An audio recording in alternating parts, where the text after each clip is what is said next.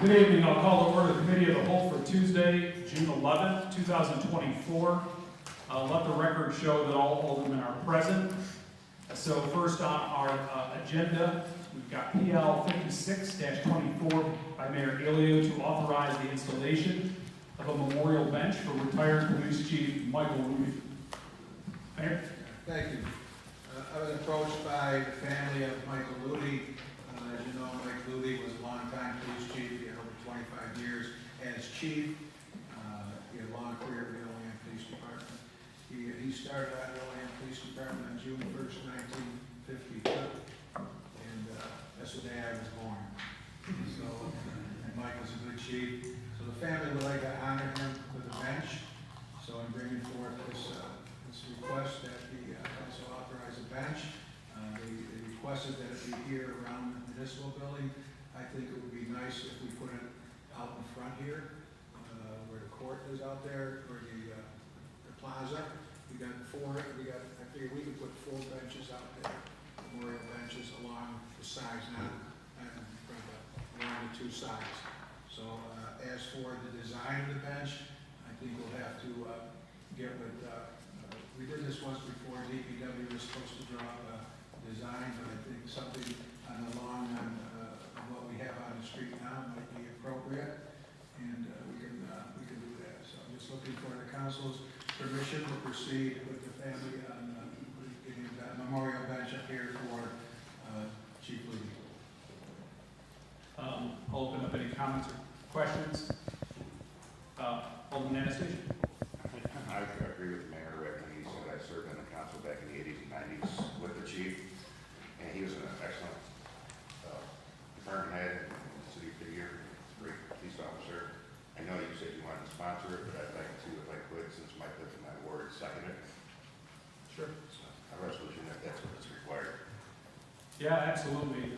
Mike was married many years to a cousin of mine, Teresa Sokolowski. Her dad had been police chief for many years as well, and I don't think, Dave, I know you know him well. Even up to his final days, Mike was a true gentleman, very much similar to the way Art Bill Jones was, just a true member of the greatest generation, and so I think it's very fitting and a great honor to put this memorial bench right in front of City Hall. So yeah, I definitely would echo that as well. Alderman Robinson.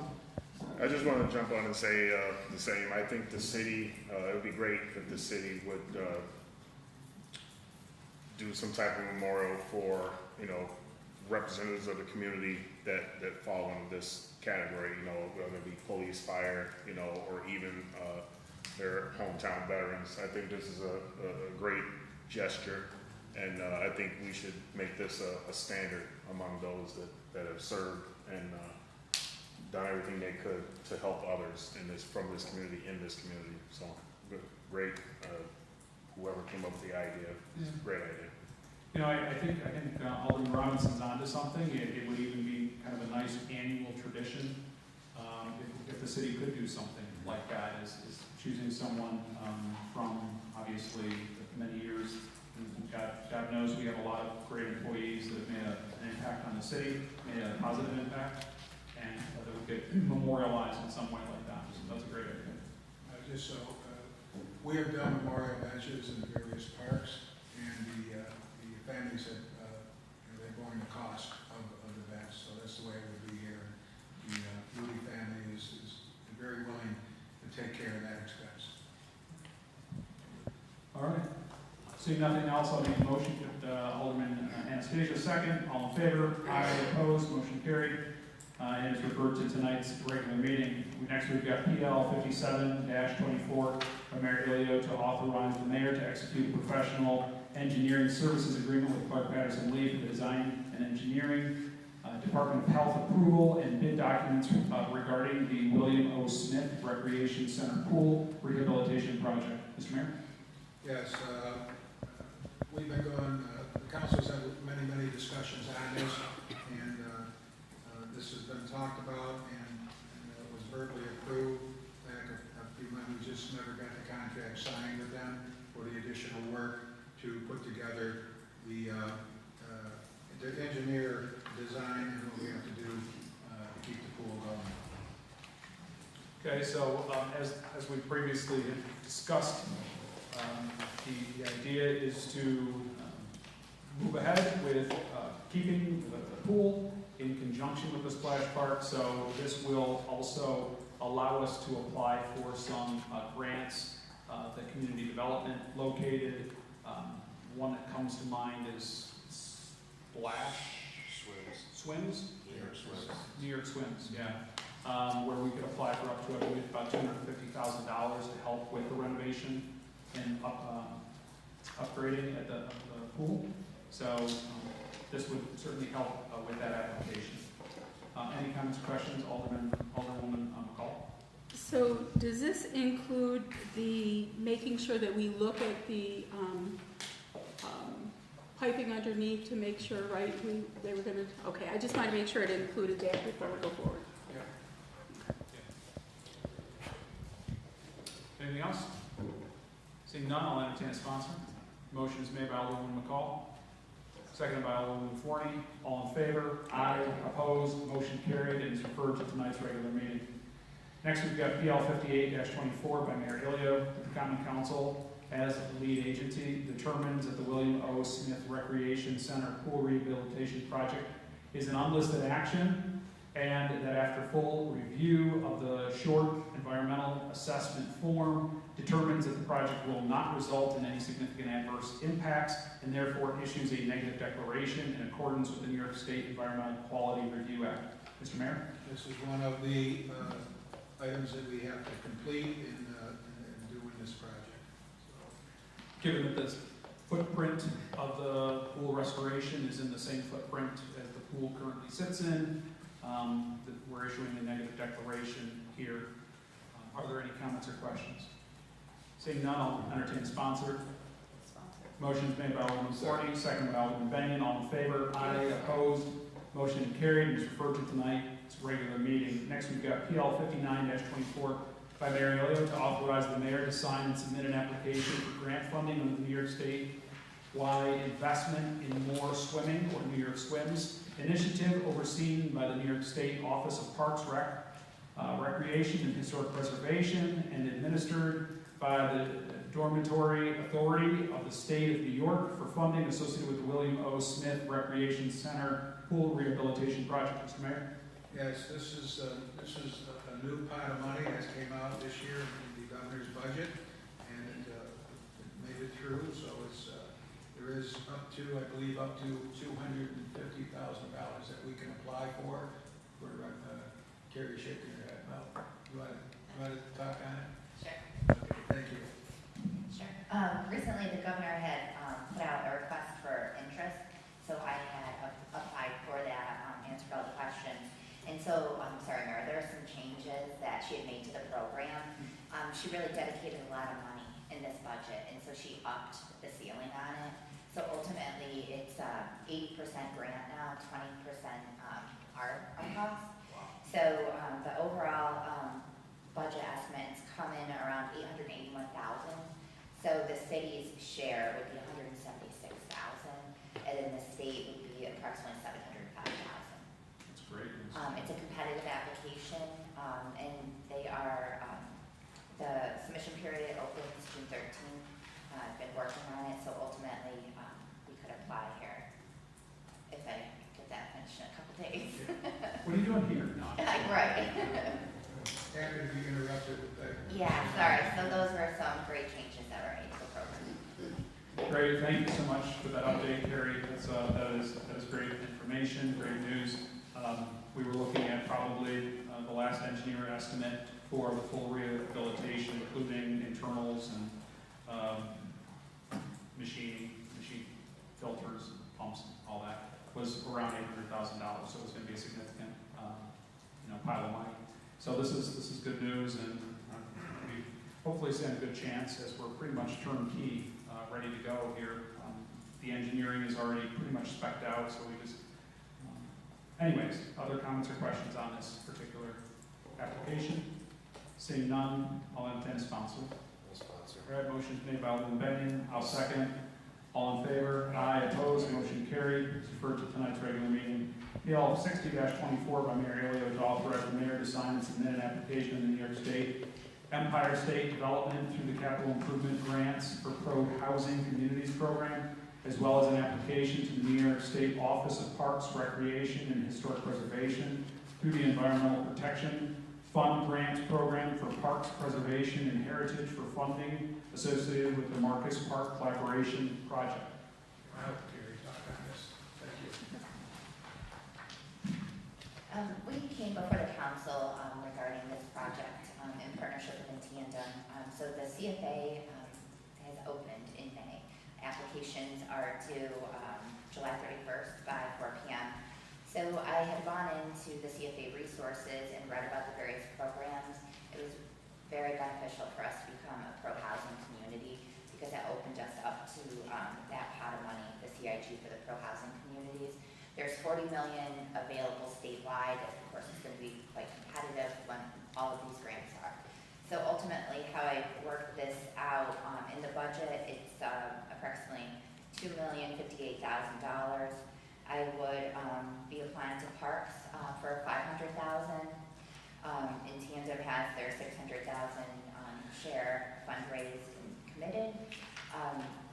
So the ESG CIG program, we would be applying for approximately $752,000. And with that, there's a city share that needs to be committed, which is approximately $205,000. So ultimately, the city's share would go from what was originally proposed at $1.4 million to approximately $205,000. And what's nice about Parks is you need to have a share, but you can use the ESD share as the match. So it's really worked out the numbers that I do believe will be in good shape for that. So I'll be making those applications and getting them in prior to the deadline if the council so chooses to move forward with us. Alderwoman McCall. Can you speak a little bit on what makes a community a pro-housing community? Sure, absolutely. So there was a lot of information that the state had requested. We gave them the last 5 years worth of the building permits issued. We reported out the addresses and the number of units of all of the new housing that was built. Like for example, First National, the West State Street properties, and then we will be reporting annually to the state. I believe it's you have to do it by March 31st. That we will show our continued commitment to the new units that are coming online in the city. Thanks. Other questions? Alderman Anastasia. Yeah, Gary, I just was curious, as you're applying for this grant and the city's share is going to be $205,000. If we do not get the grant, does this suspend the project, or how does that work with the city share? It would, I would return to the county council and, so you're saying like, what if I get maybe the ESD CIG Pro Housing, but not the Parks for the 500? Is that what you're saying? Correct. So that has happened to us before, actually, on a project, and then we returned to the council and said, hey, we have X amount of dollars, there's then a shortfall, are you willing to move forward or not, and accept the one award and make up the difference? Okay, how soon would we know if we're going to get the funds? Do you have any idea? Yep, anticipated award announcements are this fall. This fall? Yes. So when would the project start, next year? Yes, Okay, so we'll make sure we have the secured funding before we start it then, correct? in the spring, yes. Okay. I'm just curious, I'm just worried that we're only 11 days into the budget, and we're talking about spending another $205,000 on a park. That presentation you guys did was great. That's the Taj Mahal of all parks once it's going to be completed. But I'm just concerned, and I want to make sure the funding is secure. Did you want to jump in and sponsor that? Or- No, I'll let you do that. Yeah, that's very good. I want to sponsor that. I know you like to jockey for. Any other comments or questions? All right, seeing none, I'll entertain a sponsor. Sponsor. Alderman Robinson, would you like to sponsor? Okay. I'll second. Second by Alderman Benyon. All in favor? Aye. Opposed? Motion carried. Referred to tonight's regular meeting. PL 61-24 by Mayor Elio to authorize the mayor to sign and submit an application to the New York State Department of State through the Smart Growth Community Planning and Zoning Grant Program for the funds associated with the City of Olean zoning update. Mr. Mayor? Carrie, last week on this.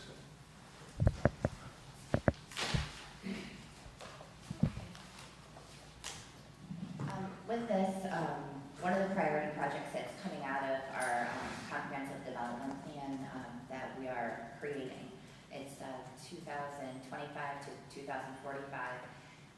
It keeps coming that, we need to do a zoning update, and we just found that with us doing the solar moratorium, another extension of it. Just so that you're aware, the last time there was an overhaul or a real update to our zoning, it was December 21st, 1999 was the last update to the zoning map. And then it was in January of 2000 then, when chapter 28 was last updated. It took a while because of the local law for the total adoption of that. There was an attempt made in 2011 that was done, and it was not supported by the council, and it did not pass. However, I've recently reviewed that. You just need to redo it. From this point, so much has changed even from 2011. I wouldn't recommend using that version.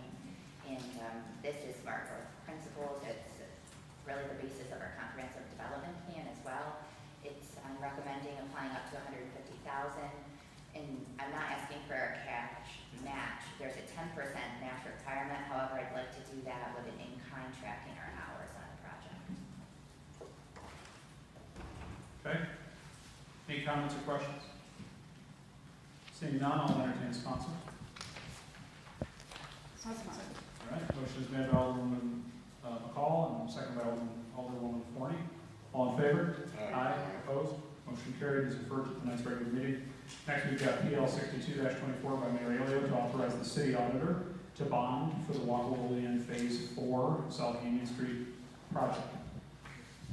So last, you want to see this?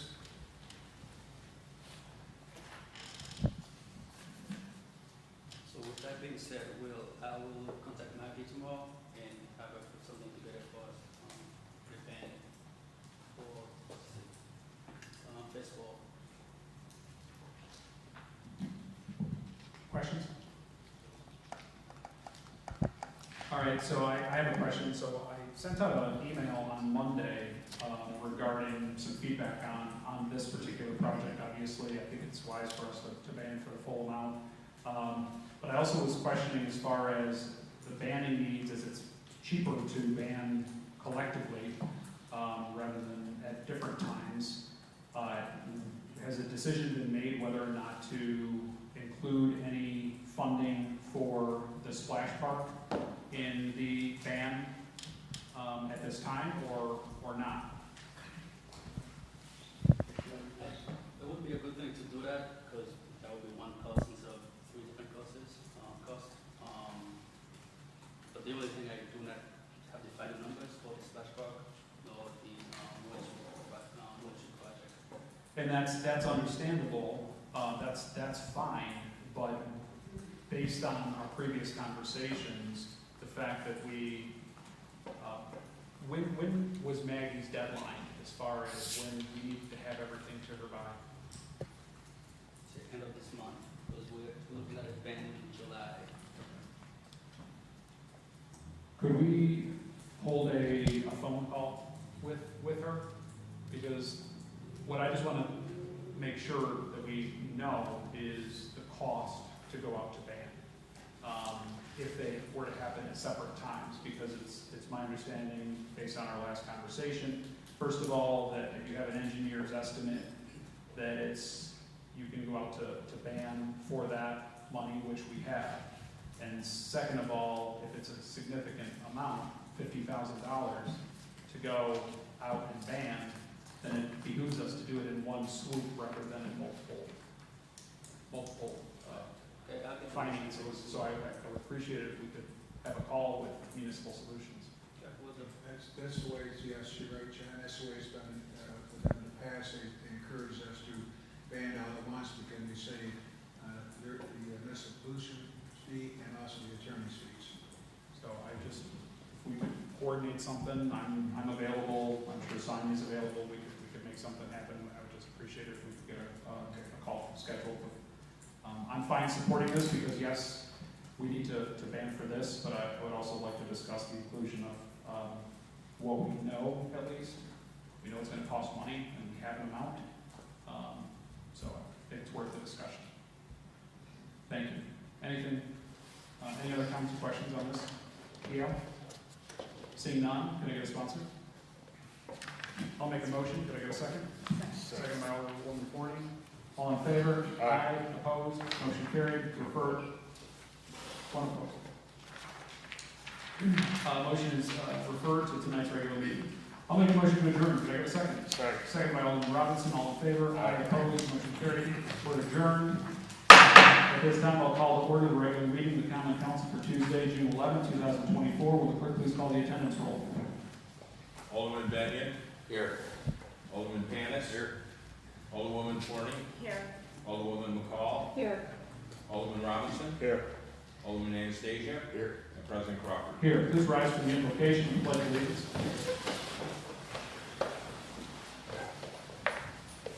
Heavenly Father, we come to you today asking for your guidance, wisdom, and support as we begin this meeting. Help us to engage in meaningful discussion, allow us to grow closer as a group, and nurture the bonds of this community. In your name, we pray. Pledge allegiance to the flag of the United States of America, to the republic for which it stands, one nation, under God, indivisible, with liberty and justice for all.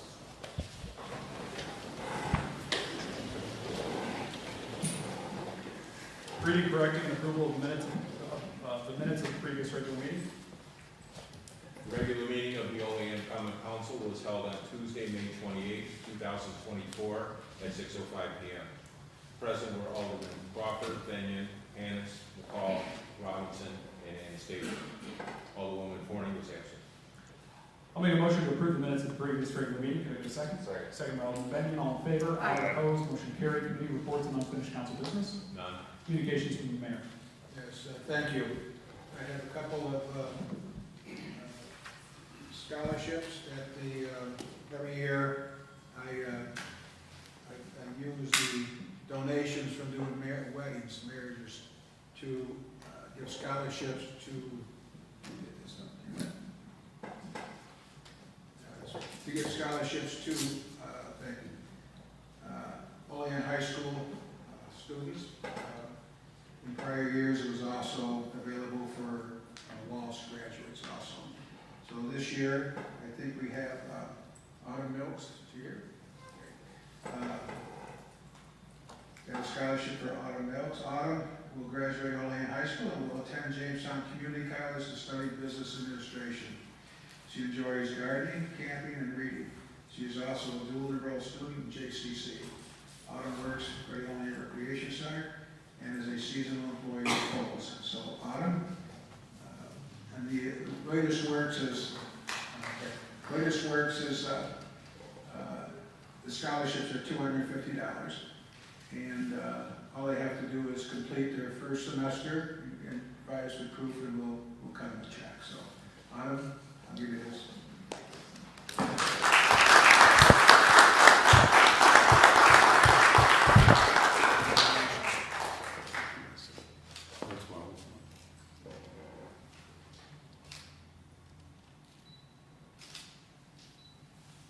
Thank you.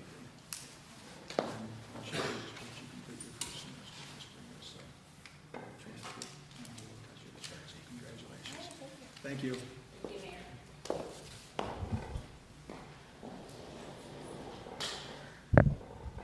Okay, I also have a scholarship for David Miskowski, and they could not be here tonight. I don't think they're here. And David will be graduating only in high school and will study engineering at the University of Buffalo. He is a member of the National Honor Society, has participated in Homeless Huskies, Model UN, Student Council, Orchestra, and Band. He has been on the swimming, cross-country, and tennis teams. He works for Dream It, Do It. David is an Eagle Scout. He is on the Scouting staff and board.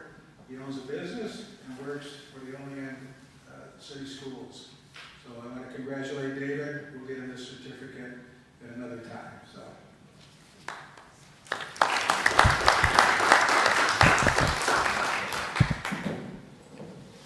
That's a great program, Mayor. Thank you for that. Anything further? Yes. Frank, would you read the proclamation? Mayor, special proclamation for Pride Month. Whereas the city of Olean has a long history of being a diverse and accepting community that works vigorously to welcome all people who chose to live and work in our community. Whereas LGBTQ individuals have an immeasurable impact on Olean's cultural, civic, and economic success. Whereas celebrating Pride Month increases awareness and provides support and advocacy for the Olean's LGBTQ community. And it is an opportunity to strengthen alliances, build acceptance, and advance equal rights. Whereas the city of Olean is committed to support our LGBTQ community, therefore I, William J. Alio, Mayor of the City of Olean, do hereby proclaim June 2024 as Pride Month in the City of Olean, and urge all residents to recognize the achievements of Olean's LGBTQ community. For the City of Olean, signed William J. Alio, Mayor.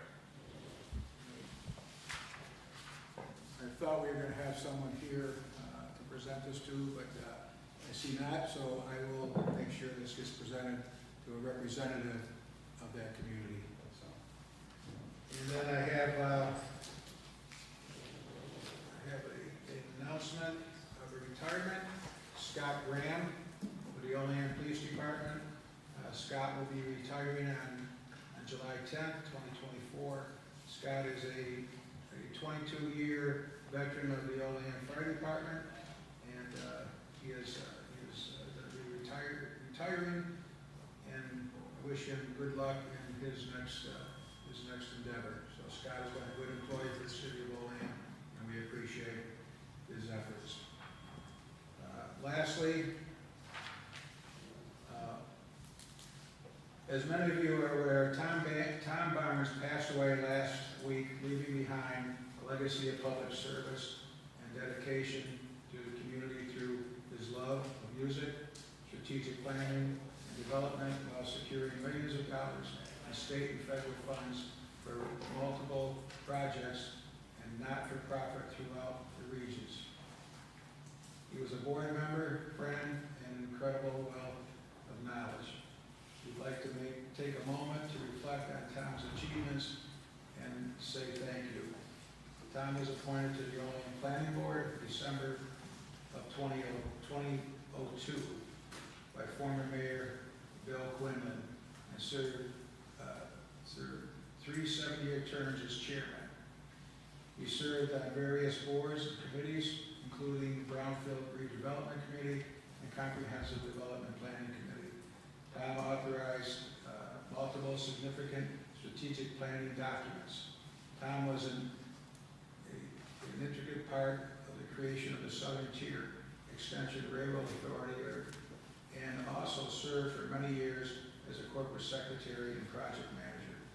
Tom was originally board member of the Cattaraugus County Arts Council, now known as Tri-County Arts Council, and served as president for 20 years.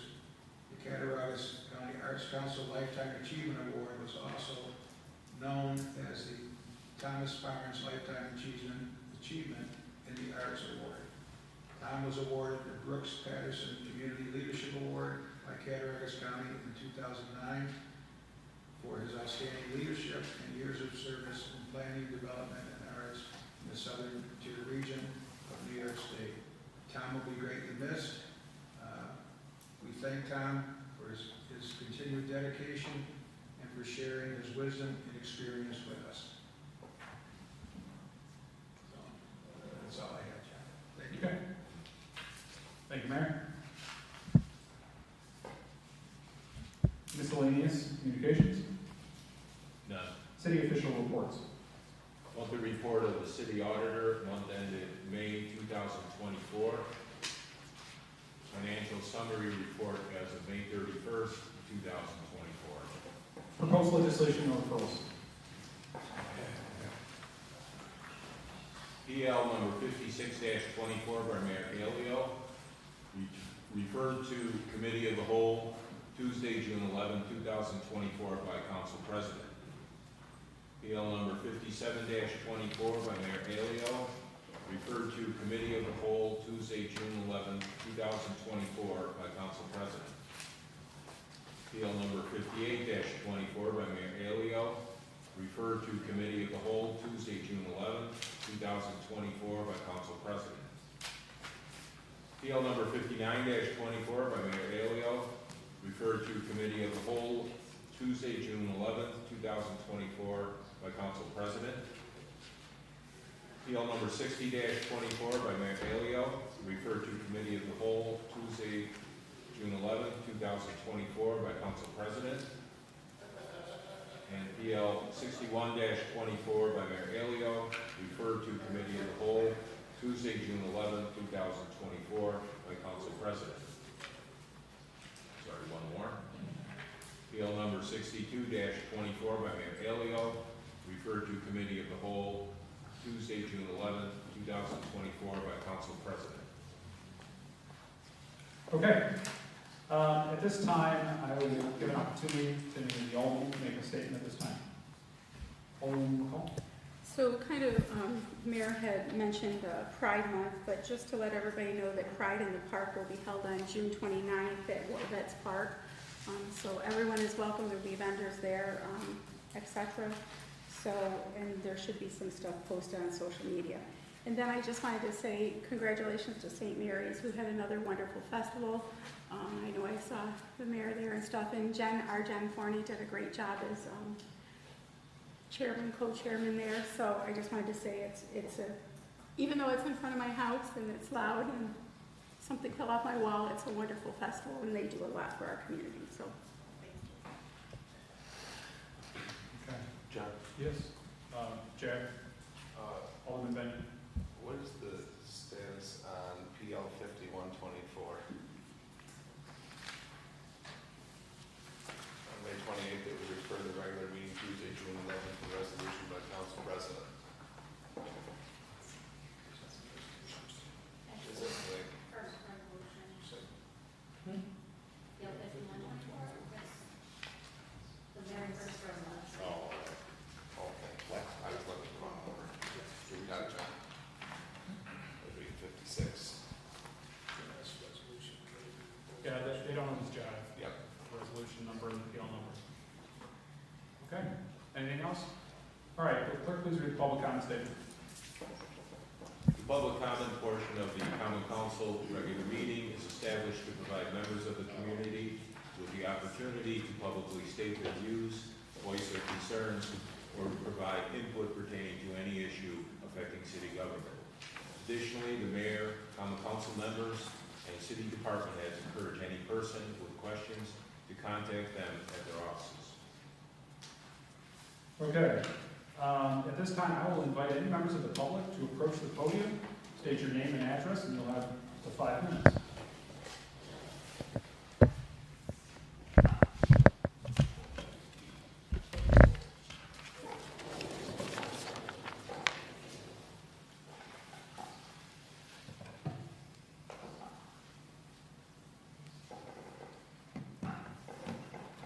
My name is Nova Meck.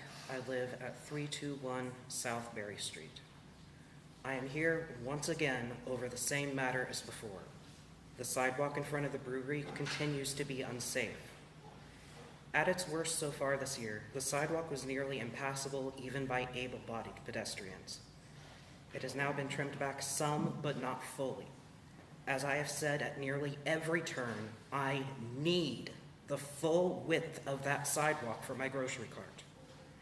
The bushes, especially the one with thorns, need to be entirely out of the sidewalk space.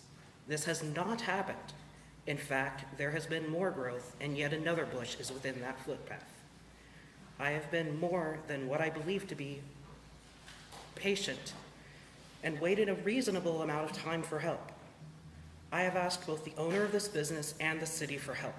I have begged for help.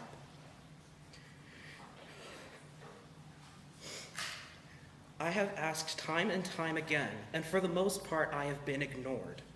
The mayor himself gave me his business card at one of the meetings I went to send an email to him later. Yet again, I was ignored. Only one person has spoken to me minimally about this, and our interaction could be summed up as, please wait, we are working on it. I have been waiting since last year.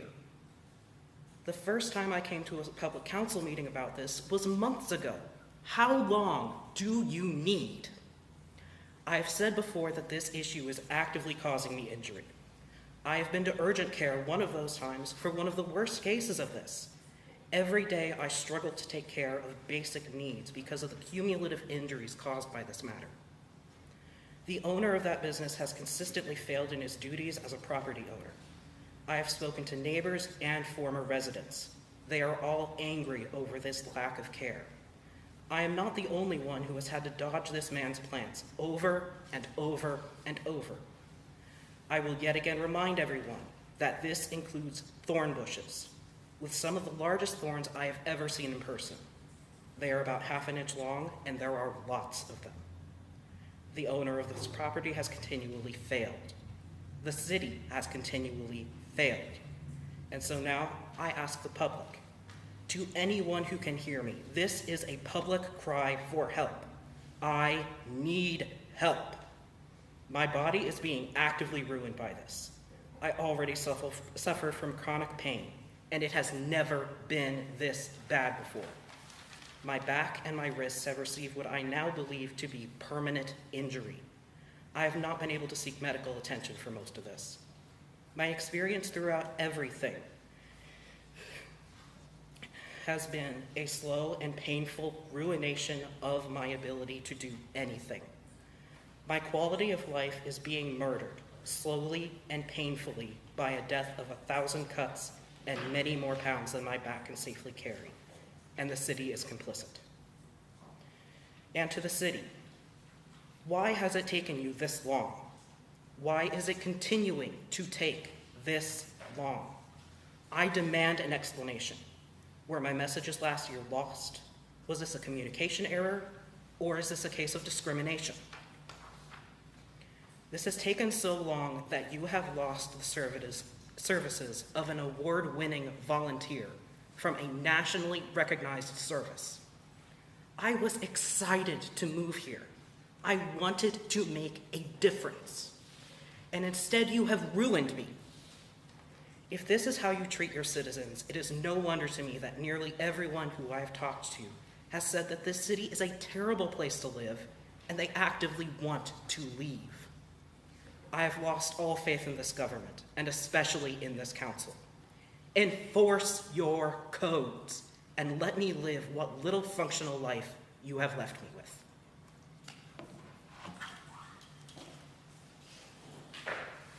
Anyone else?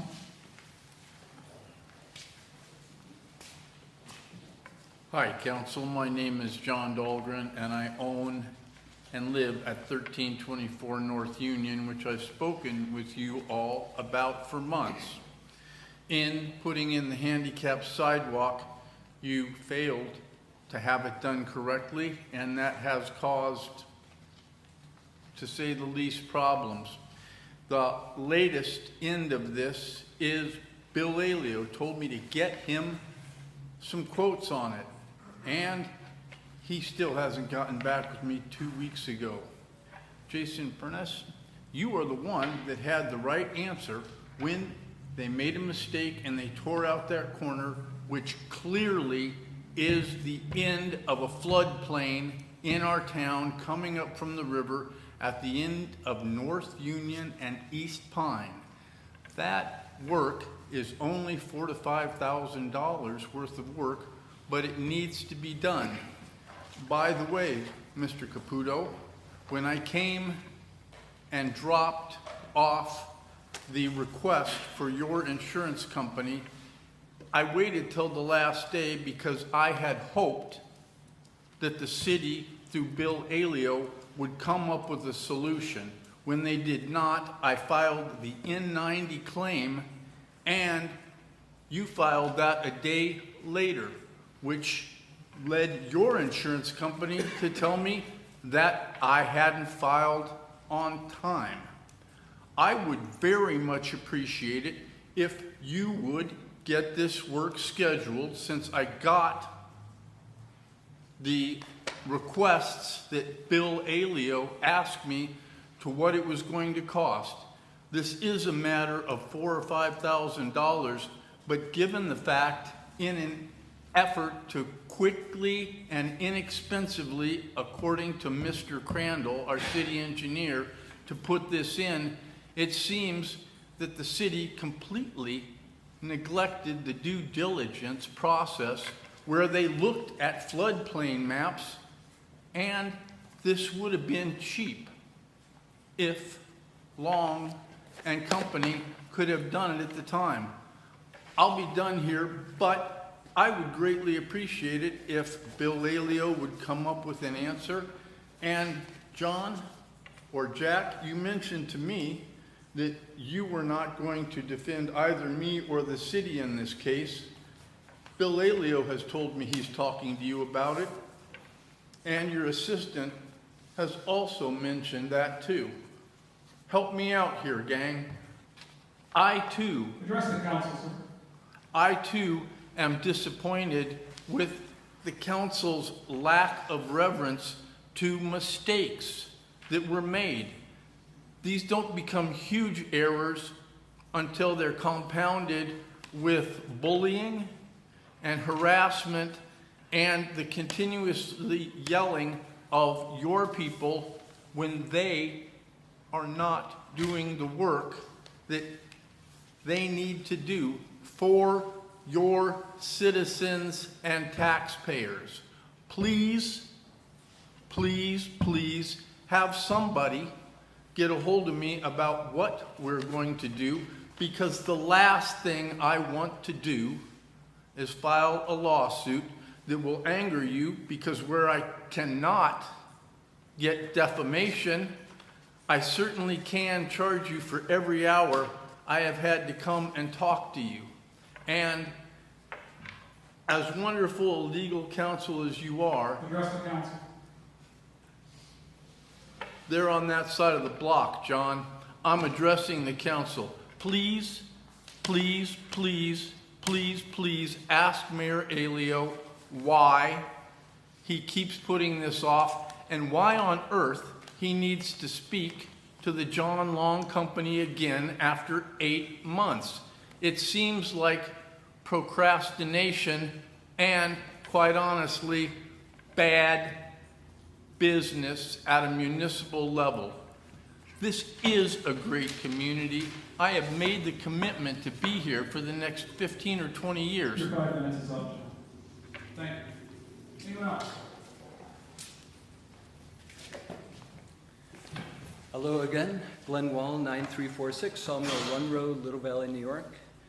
First, a very big thank you to the mayor and to Superintendent Brad Camp for meeting with me last Thursday and answering many questions that I had. That was very helpful, and what I basically learned was that when the lift stations of your sewer system were designed and built, they failed to take into account the extra volume caused by the influx of rainwater into the system. In other words, it was designed and built as a sanitary sewer system only, but in reality, it's a combined sewer system, with the sewage being mixed with a significant volume of rainwater. I'm not sure why they didn't measure that beforehand, or if they did, why they didn't then scale up the system to be able to handle the extra load. So even though Olean doesn't want a combined sewer system, you have one, and you need to either accommodate that by being able to handle the extra volume caused by rainstorms, and or take aggressive measures to greatly reduce the rainwater being added to the sewage. That seems to be your only choice right now. And while I'm grateful for the backup generators and other upgrades that have been done, as well as the continuing pipe relining and the modicum of sewer ordinance enforcement, that's clearly not enough, since although the frequency of discharges seems to have decreased, there that there was a 186,000 gallon discharge in April of this year shows that the system is successful or not successful at the whim of the weather. As I said at our meeting, since climate change is increasing the frequency and severity of extreme weather such as rainstorms, it would be prudent to bolster your system for this. Seems that there are two paths, and you should probably take both of them to ensure success. The first path is technological. There are several types of in-system overflow collection systems, and that seems to be worth looking into. It could be concrete or plastic piping, and at 2 of your lift stations, there seems to be room to do something like this, where instead of an overflow collection system, downstream from the lift station, a retention treatment basin upstream from it might be worth looking into too. You might even find by hiring a consultant that taking your lift station that has the worst overflow problems, shunting off a portion of the inflow and building a 4th lift station might be the best solution. From what I gather, Olean has not hired a consultant nor had a company representative come to the city to evaluate and recommend the best approach. I spoke to the Salamanca wastewater treatment plant superintendent Friday. Though Salamanca is a much smaller city, they have 13 lift stations and have not had any discharges into the river or otherwise for the last 25 years at least. They don't even have pipes to the river for that, and so they make sure that their system can handle whatever inflow they have. I asked about too much rainwater getting into the system during storms, and the superintendent said that their system, built in the 1960s, was originally a combined sewer system and had lots of rainwater getting in, but they've been active in reducing that, and today 95% of the residences and businesses are compliant. They also use a remote control camera to find problems in the pipes, and they have recently hired Hunt Engineering to conduct an inflow and infiltration analysis to find further ways to improve their system. So again, there seems to be some aspects to this that could be pursued. The other way, obviously, is less technological, and that would be doing code enforcement and also mass public education about the rainwater problem and how to solve that. Again, if Salamanca can get to 95% on this, Olean should be able to also. So once again, I'm thankful for the improvements made thus far, and I encourage you to take more and better action on this problem that is directly aimed at keeping sewage out of the river. I think through one or both paths I've suggested, coupled with recommendations from expert consultants, that Olean could soon be a city where discharges might be once a decade or never occurrences rather than happening a few times a year. Honestly, I'm certainly no expert on this, and it's not my place to solve the problem, it's the city's. But it is my place to continue to urge the city to actually solve this. It's been 23 years since the first consent order was given by the DEC. That you're still having discharges of raw sewage into the Allegheny River shows the city has not made this a priority. It needs to be. I'm glad to see the issue is on the agenda for tonight, and I hope it will be on the agenda for each meeting until it's fixed. Thanks very much. Thank you very much. Anyone else?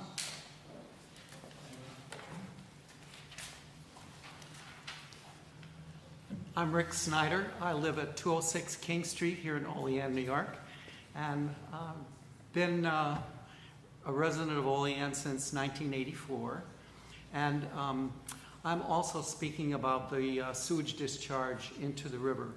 I'm glad that the city at least is paying attention to it, and I know that some years ago that new sewage plant was, I think, cost $25 million, and I was glad to see that happen.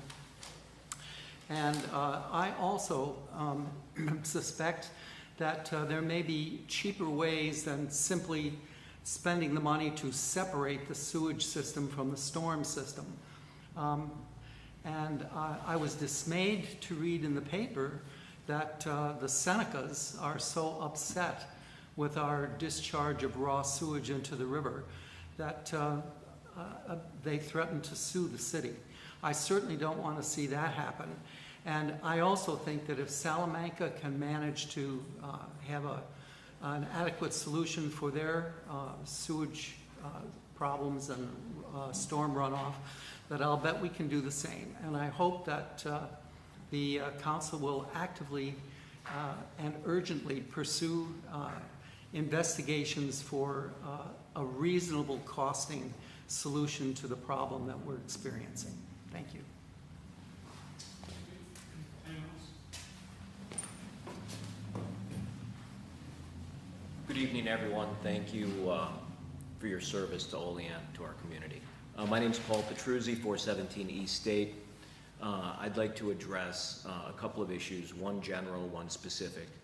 The general, and I understand that as a city council, you're dealing with some very serious issues and some very thorny issues as well, and expensive ones.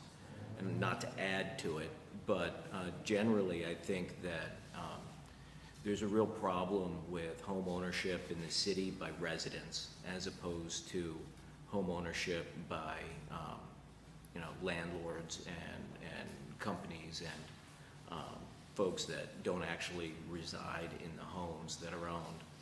I think that creates a cascade of additional problems for the neighborhoods, crime being one of them, the character of the neighborhoods, the condition of the neighborhoods, additional problems for code enforcement that's overwhelmed. So it occurs to me that in dealing with zoning and rezoning and dealing and perhaps pursuing some additional grants, that Olean could do more to encourage home ownership by folks that actually live in the home instead of owning homes to rent them out. I think that there's a lot of different things that the city could do to think outside the box, incentivize city employees for living in the city, incentivize, and you could do that two ways, through salary, adjustments. You could also do it through tax abatements. You could do that with school board employees as well. So it just occurs to me that some of these problems might be solved if more folks lived in the houses that they own and can more, or at least in a better way, stitch together that fabric of the community. So I'd ask that the council look into that in the future and addressing perhaps the comprehensive plan. I don't know whether it would be a separate grant. I know that we had gotten them before and the money was re-earmarked, I think, to ripping down dilapidated houses instead of encouraging. I may be wrong, Carrie's shaking her head. If I'm wrong, I'm wrong. So I think more ought to be done. Just shout out, tell me what happened. All right, so if there's any way that first-time home buyers, folks who are working for the city or working for the school board can get grant money so that can help them buy these homes. Because quite often banks won't finance homes that are, $50,000, $75,000, $80,000. Maybe a credit union will, but your big national banks ignore Olean for, to a large degree. So that's one thing. The other thing is very specific, and it concerns 304 East State. 304 East State is the Conklin Mountain House. It's named after two families that contributed a great deal of blood, sweat, and tears to this community. The Conklin family impacted not just the United States in general, but Olean specifically. Were it not for the Conklin family and their wagon factory here in the late 1800s, the Civil War wouldn't have been supplied with wagons, the westward expansion wouldn't have been either, and that was their home. The Mountain family, similarly, was very involved in shaping Olean. Doc Mountain and his wife, Ruth, did a great deal for this community. That was their home too. The home's listed on the National Historic Register. I am not going to buy it because the current owner of the home is asking for $40,000 for the property. The current owner of the home, with whom I've communicated in writing, in case anybody wants to look at it, they received all of their insurance money. They bought a house elsewhere. And to sort of paraphrase, he doesn't care about Olean. He liked the house when he was in it, and that's that. He wants $40,000 for the property. Says he could tear it down and put in a car wash or a self-storage facility. Of course, he's not going to be able to do either one of those, and I can't imagine approving either one, but that's beside the point. The house is a fixture in the community. It represents some hardworking people that benefited the community, and I think it ought to be saved and not demolished.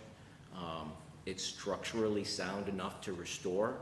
It'll be expensive, very expensive to restore. It's not millions. It's probably $200,000 or $300,000, to tell you the truth, after I've looked at it with my contractor. So if there's any way the city could do anything to help facilitate rescuing this property, and just being another property on a list of things that have been lost by Olean, it would be great. I would love the council to look into that. Because, you know, a lot of these places are more than just buildings. They're places that we grew up with, that we grew up around. They're places that speak to who we are as a community to some degree. And if we don't know our history, you know, what hope do we have for our future? And if you're going to try to encourage people who've lived in Olean to move back to Olean, it's going to be for a reason. And the reason is not that Olean is going to become, you know, one giant strip mall. It's because Olean has a quality of life that you can't find in bigger cities. So I think it's important that the city do something to not just take care of the neighborhoods and encourage home ownership, but with respect to this specific property, do something to save it. And thank you for your time. Anyone else?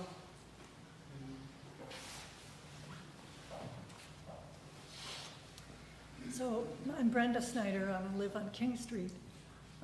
Originally, I came about the sewer dumpage into the river, which I'm very concerned about. But also, we went to New York City last weekend with the tennis team, Go Huskies, and we didn't have one incident with either the team or anything happening. You know, you go to New York City, you're kind of expecting maybe you'll be robbed or your car will be broken into. Nothing happened the whole 2 days we were there. We get home, it was Saturday night. My neighbor calls and says, "Did you hear the shots being fired in front of your house last night?" I said I wasn't here. So I go to another neighbor, and indeed somebody had shot guns, 10 shots. And the police said, "Are you sure it was guns and not fireworks?" She said, "I know the difference." And it was guns. Police came, they found the casings in my neighbor's lawn. There were flags put down where the guns had been shot. And then the next night, we heard a couple more. And this happens around 2 a.m. There's a bar at the end of our street, State King. We never had problems until a couple years ago. And there's been many fights out in front of our house in the middle of the night. Call the police. Well, is anybody being pushed or shoved or, you know, otherwise we're not doing anything. So I said, yes, somebody's being, and it's on my neighbor's front yard. And so they come out, well, we didn't see anything. And I said, well, they're coming back, so please come back. And this happens a number of times in the summer, but now there's actual guns being shot off. I mean, we went to New York City, we didn't hear any guns. We come back to Olean, in our, what has been for 20 years a safe neighborhood. There are gunshots. I don't know who's doing it. Are they shooting in the air? Are they shooting at each other? But now all the residents are afraid. We all have cameras. Somebody got it on camera. We've heard nothing about this. So I would say, please look into this. I'm sure our neighborhood isn't the only one, but the bar on the corner, I don't know why they're open till 2 a.m. Maybe you need to put a police car at 2 a.m. on the street. But please take us seriously when we call in and say there's a problem, and don't just say, oh, it's probably fireworks, or is anybody getting hurt? Because somebody's going to get killed in that neighborhood. So I wasn't going to talk about this, but I'm very concerned. So thank you. Thank you. Anyone else? Anyone else? Anyone else? This time I'll call public comment, please.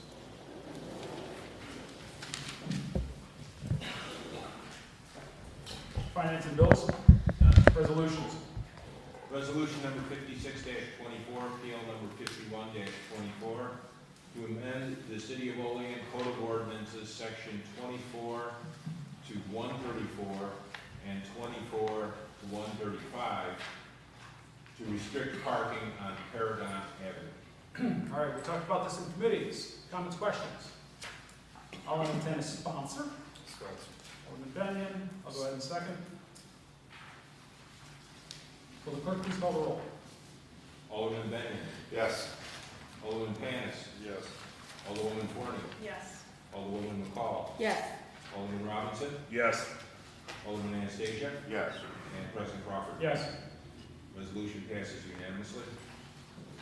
Resolution number 58-24, PL number 53-24, to amend the City of Olean Code of Ordinances, Section 17-30, to designate the open hours of park restrooms to be May 1st through October 1st from 8 a.m. until 8 p.m.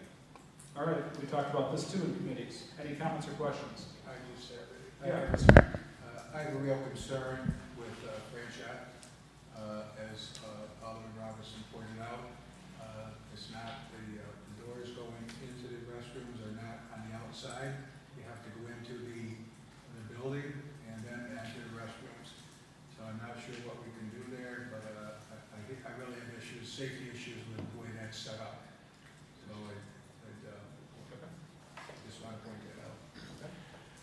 Could we Alderman just, Benyon? can I just agree that it's only bathrooms with exterior access? I'm fine with that. Alderwoman McCall? So I think that if we, I get that concern there, and I think that does make sense, but I also think that children are down there playing and need to have access, and so if we're not gonna have that, my suggestion is that we put 2 porta potties down there, or 1, so kids can use it. So there's something open, because that is one of our most used parks. So in the past, and I don't, Mayor, you can update whether we still do this, but in the past, we've received requests for King Street Park, because they run like a kickball league or a t-ball league or something there, and that there's been a portable toilet put in that park in the past.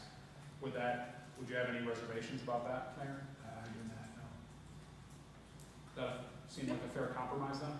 Yeah, I think that's a wonderful compromise, and I agree. I think like a park that doesn't have it, that makes sense too. The restrooms at franchise will be open as long as every day the pool is open. And then when groups are there, like soccer will have a key to the restrooms. But a porta john, that might be a short-term answer until we come up with a better solution. All right, I think that's a fair compromise. Can we amend this, Tiffany, on the fly? It'll have to push it out 2 weeks, that's fine. I mean, I didn't specify. What do you need to amend, John? Just to specify with exterior doors or something like that, or is it okay to just open to interpretation and the mayor? Just open to interpretation, because you could argue that war vets, you gotta unlock the bathroom at war vets then, because that's a park with a bathroom. Are you okay with that, Mayor, or do you want it formalized? Do you think it needs to be formally specified? No, I'm fine with that. Okay. We could, like the recreation center is open, and that's staffed. Yeah. When that's open, so there, I think franchise is the only real concern I have. The other ones are exterior doors. The new one at Oak Hill opens to the street, highly visible. We have a concern at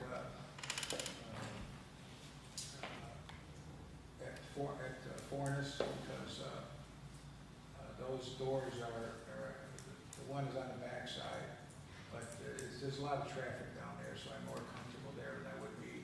Franchise time is very sporadic on traffic, so I was there Sunday for the children's garden, and what brought it to mind is Chris, whoever was there, he was showing me some of the what's being repaired on the pool, and a young boy walked up and said the bathrooms open, and they were because of the inside to look, and it's, you walk in and there's a room, and then the restrooms, and it just, struck me as a, No, you don't need to go any further. I think there's increased opportunity for, deviant behavior, and I think that's safe. I'm okay with the resolution the way it is, if I can have a little bit of discretion there, and we can put, we can look at porta johns in, down there, and then also in King Street Park. All right, I think everybody agrees with that. Any other comments or questions? Now that I'm thinking, I think soccer gets one, they do when they are down at the polo field, so they get one for that, so. At which field? Down the polo ground, off of Clear Street. They get one at Florida State Polo. Okay. Anything further? Okay. All right, Alderwoman Forney, did you bring this forward? Yes. All right, would you like to sponsor it? Sure. All right. I'll take this. And seconded by Alderwoman Mahone. Will the clerk please call the roll? Alderman Benyon? I'll recuse myself. Abstain. Alderman Panis? Yes. Alderwoman Forney? Yes. Alderwoman McCall? Yes. Alderman Robinson? Yes. Alderman Anastasia? Yes. And President Crawford? Yes. Resolution passes 6 ayes, 1 abstention. Resolution number 61-24, PL 56-24, out of committee by Alderman Crawford, seconded by Alderman Anastasia, to authorize the installation of a memorial bench for retired Police Chief Michael Ludi. Okay, talked about this one. Any comments, questions? Seeing none, will the clerk please call the roll? Alderman Benyon? Yes. Alderman Panis? Yes. Alderwoman Forney? Yes. Alderwoman McCall? Yes. Alderman Robinson? Yes. Alderman Anastasia? Yes. And President Crawford? Yes. Resolution passes 7 ayes, no nays. Resolution number 62-24, PL number 57-24, out of committee by Alderwoman McCall, seconded by Alderwoman Forney, to authorize the mayor to execute a professional engineering services agreement with Clark Patterson Lee for design and engineering, Department of Health approval, and bid documents regarding the William O. Smith Recreation Center Pool Rehabilitation Project. Okay, talked about this one too in committee of the whole. Comments or questions? Seeing none, will the clerk please call the roll? Alderman Benyon. Yes. Alderman Panis. Yes. Alderwoman Forney. Yes. Alderwoman McCall. Yes. Alderman Robinson. Yes. Alderman Anastasia. Yes. And President Crawford. Yes.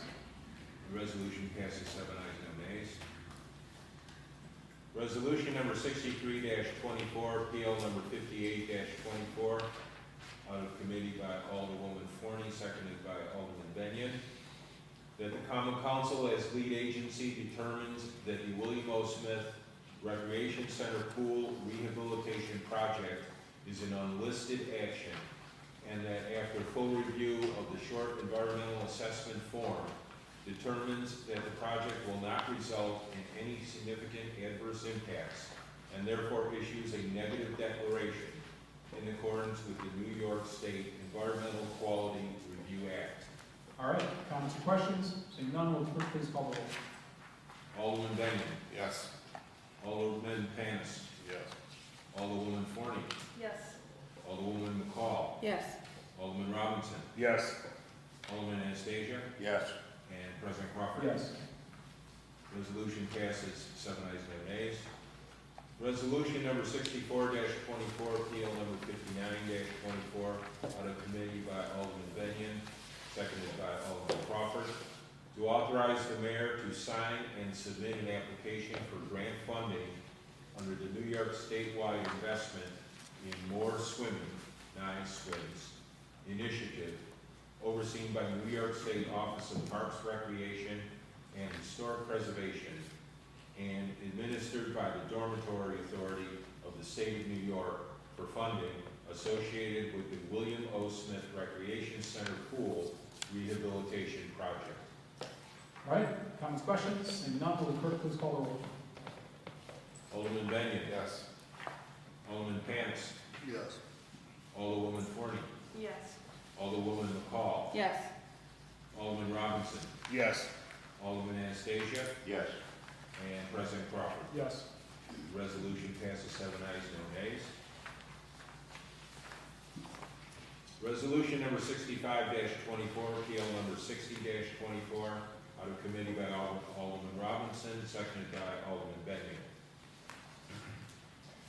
To authorize the mayor to sign and submit an application to the New York State Empire State Development through the Capital Improvement Grants for Pro-Housing Communities Program, as well as an application to the New York State Office of Parks, Recreation, and Historic Preservation through the Environmental Protection Fund Grants Program for Parks, Preservation, and Heritage for funding associated with the Marcus Park Collaboration Project. All right, any comments or questions? Seeing none, will the clerk please call the roll? Alderman Benyon. Yes. Alderman Panis. Yes. Alderwoman Forney. Yes. Alderwoman McCall. Yes. Alderman Robinson. Yes. Alderman Anastasia. Yes. And President Crawford. Yes. Resolution passes 7 ayes, no nays. Resolution number 66-24, PL number 61-24, out of committee by Alderwoman McCall, seconded by Alderwoman Forney. To authorize the mayor to sign and submit an application to the New York State Department of State through the Smart Growth Community Planning and Zoning Grant Program for funds associated with the City of Olean zoning update. Okay, talk about this one too. Comments or questions? Seeing none, will the clerk please call the roll? Alderman Benyon. Yes. Alderman Panis. Yes. Alderwoman Forney. Yes. Alderwoman McCall. Yes. Alderman Robinson. Yes. Alderman Anastasia. Yes. And President Crawford. Yes. Resolution passes 7 ayes, no nays. Resolution 67-24, PL number 62-24, out of committee by Alderman Crawford, seconded by Alderwoman Forney. A bond resolution dated June 11, 2024, of the Common Council of the City of Olean, Cattaraugus County, New York, authorizing a capital improvements project commonly known as Walkable Olean Phase 4, consisting of various streetscape improvements to South Union Street in the city at an estimated maximum cost of $3,700,000, and authorizing the issuance of serial bonds in an aggregate principal amount not to exceed $3,700,000 of the city, pursuant to the local finance law, to finance such purpose, such amount to be offset by any federal, state, county, and/or local funds received, and delegating the power to issue bond anticipation notes in anticipation of the sale of such bonds to the city auditor. Comments or questions? Seeing none, will the clerk please call the roll? Alderman Benyon. Yes. Alderman Panis. Yes. Alderwoman Forney. Yes. Alderwoman McCall. Yes. Alderman Robinson. Yes. Alderman Anastasia. No. And President Crawford. Yes. Resolution passes 6 ayes, 1 nay. Okay, I'll make a motion to adjourn the regular meeting. Can I get a second? Second. Second by Alderman Robinson, all in favor? Aye. Opposed? Motion carried. We are adjourned the regular meeting.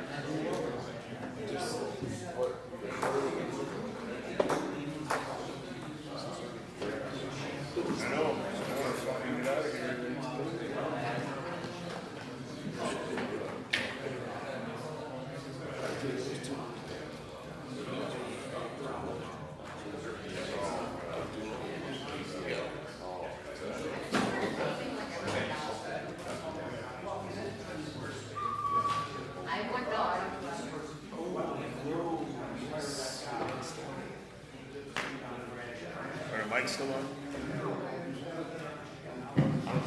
We can start.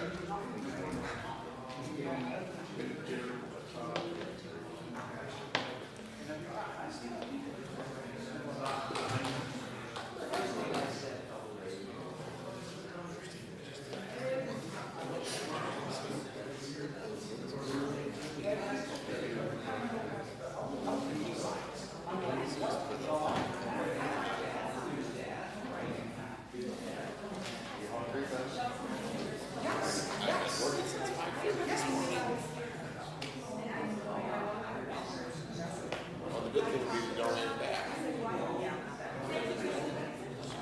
How about I get my money back from all that $200 I just spent at the St. Mary's when I think toilets for me.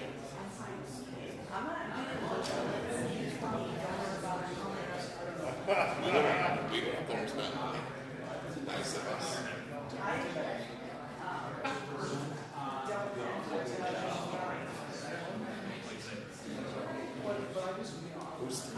Who gets the time? It's not still.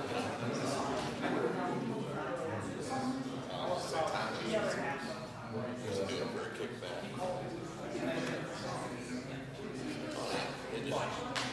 Thomas told me like somebody that told me exactly what I have to do to get a little bit.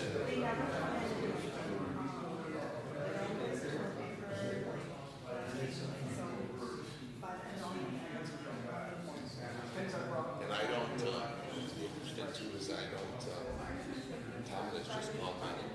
He's doing the advertising for Cuban Lake Tourism. So now I have to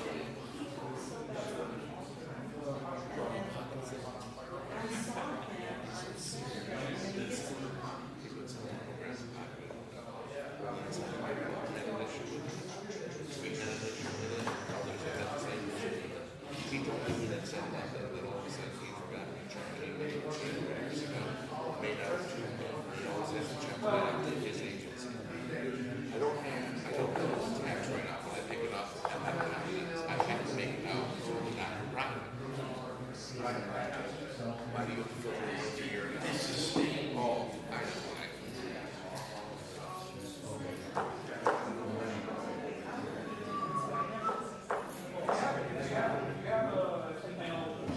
But you want to tell it?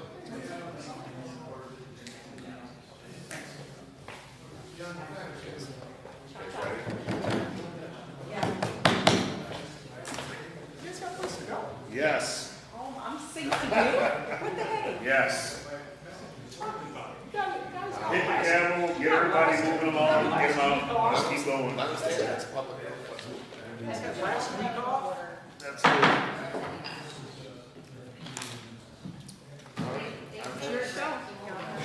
All right, I'll call to order the City Operations Committee.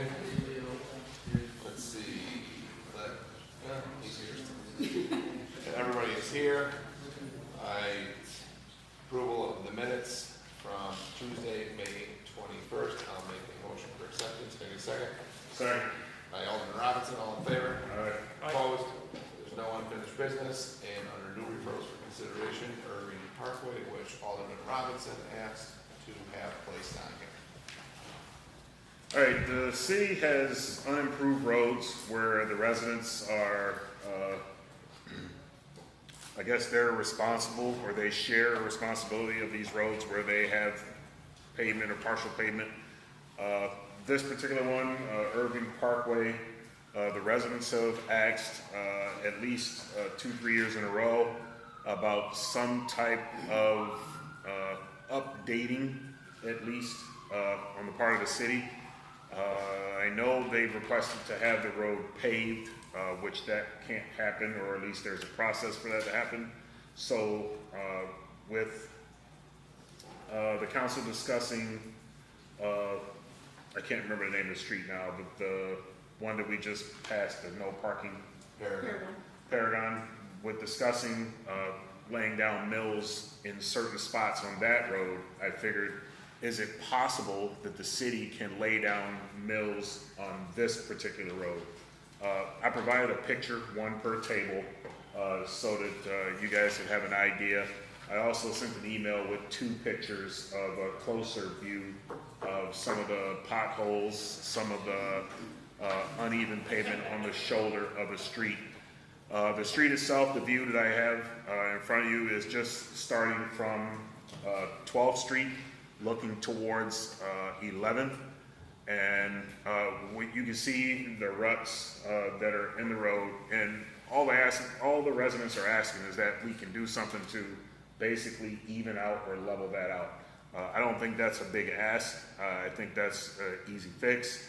I think if the city has mills at their disposal, at least by the end of the summer, if they have mills left over from some of the construction that we do, I think they could easily be laid down along both sides of this road, and there would be no need to store it or preserve it for future use. We can literally use it here and use it on the other street in Ward 1. So I guess the question is to the city, what can or cannot be done? How can we assist the residents on this road and some of the others that have this issue?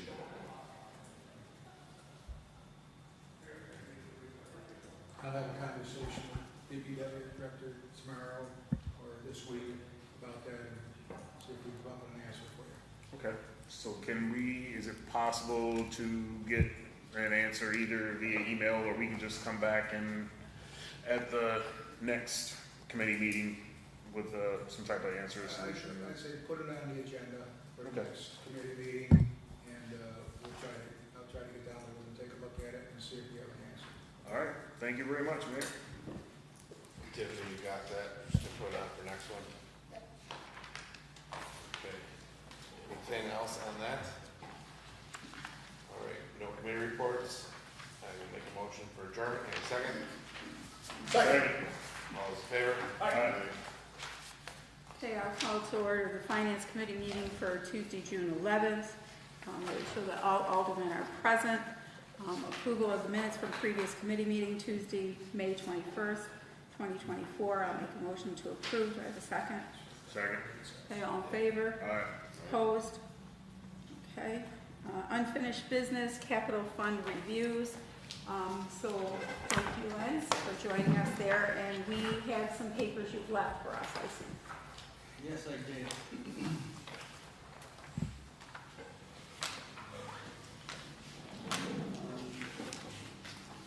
This one should go at quickly because since it's brand new year, there's nothing going on at those capital projects right now. The first one is capital project 181, the list zombie grant. This one has $154,000 in there. Any questions on that? Yeah, who manages that? That would be Carrie, community development, in junction with, what's the codes? Oh, okay. What is this earmarked for? What is this, what are the specific specifications, the specifics related to using this money to demolish houses? I know we have to keep so much in that account. Oh, we do. We have to keep so much in there. I'm not sure what the exact amount is, but we can get that.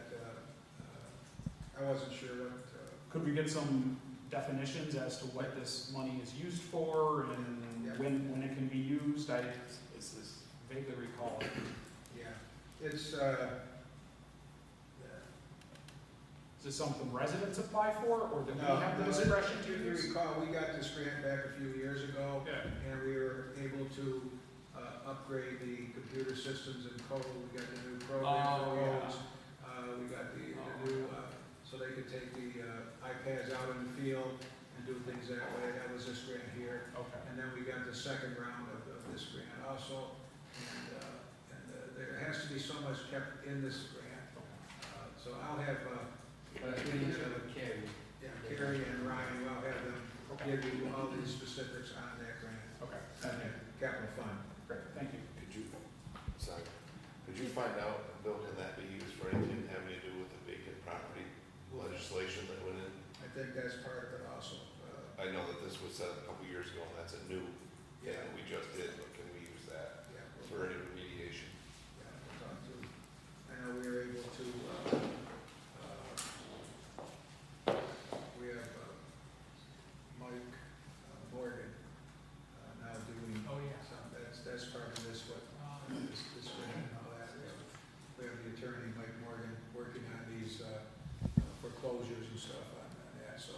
we'll get all the particulars to you on this.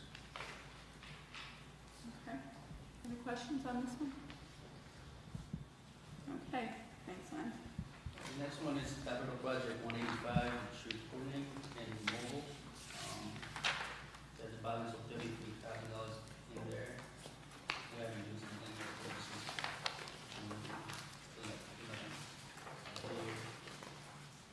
This is the shared one? No, this is just for the street pruning. Just the city one? Because we moved the ash tree to a new capital budget. Sorry, is this the one that you use if, like, when they use a shared cost of tree removal? Yes, we could do that. Okay, With homeowners? that's the one, thank you.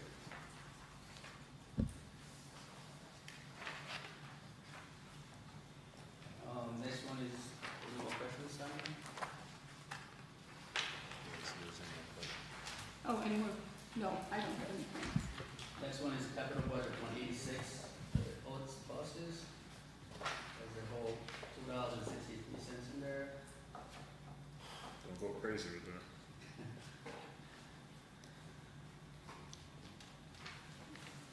So Any questions? what, with the $2.63, I mean, but what is this one specifically for? This one is specifically there for purchase of buses. Oh, okay. What we normally do is we would The put the toy, money. toy buses? Matchbox buses? Oh, my goodness. Okay, so this is, but we don't need money in here now. Once the Oaks program is out of the city, we could close this. Well, we'll put it into another. Yeah, I would say so, but I would like to, Might have to go back to the federal government. Oh, it's gotta go back, That's so we'll even have to better. cut them a check. That's even better. I like that. It'll cost more than the check. Too bad we all can't sign it. And sending it certified, postage will be more. Okay, I think we got that one, thanks, Lens. actually, the story behind that $2, they gave us more money because we purchased the land for us maybe 2 years ago. And there was a balance of $18,000 and they sent us a check for $2 more. Gotta love it. Next one, capital budget 187, the playground reserve. We got a balance of $12,000 in there at the moment. Is that the reserve for Marcus? No, that's the boom playground. Is it Whitney? Oh, that's right. Yeah, that's one for Whitcap. Because they were gonna do some upgrades to that?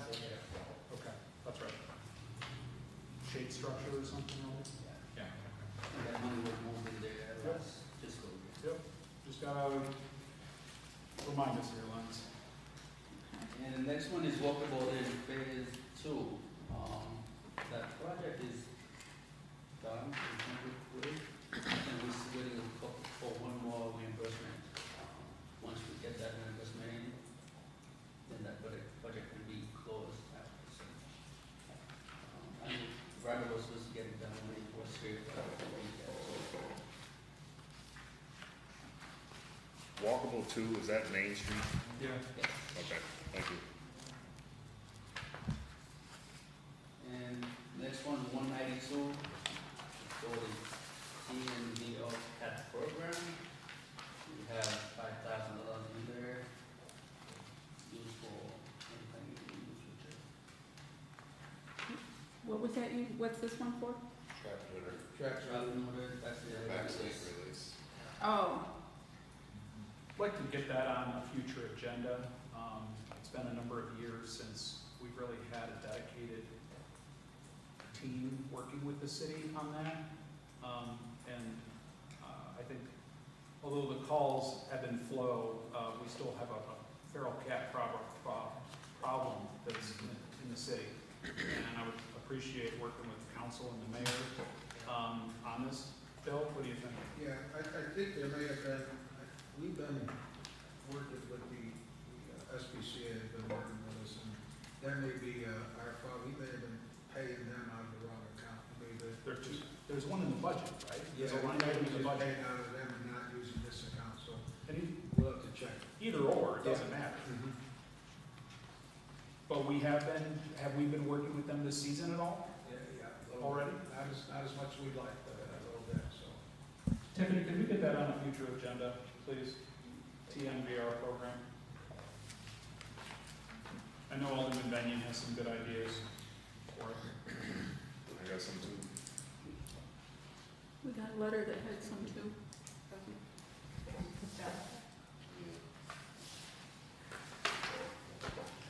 Any more questions?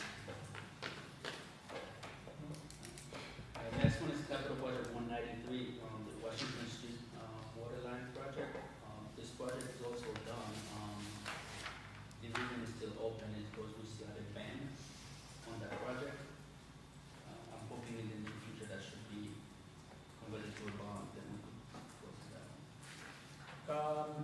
I don't know if Len's or if Brad, have we received all the final reimbursements on Washington Street water line project? As far as I can tell, yes, we have everything a couple years ago. I thought there was one more, and maybe this was like 6 months ago, I thought that we received one last payment or something. So we should be able to, so we just need to be able to roll that into a bond? Yes, I think we're doing one more on the Oakville Park. Yeah. Oh, yeah. I think $150,000. Okay. And the next one is, this State Street capital budget 195. This project is ongoing at the moment. There's $1.8 million right now available in our account. And that was from a ban? We took a ban back in 2022. Okay.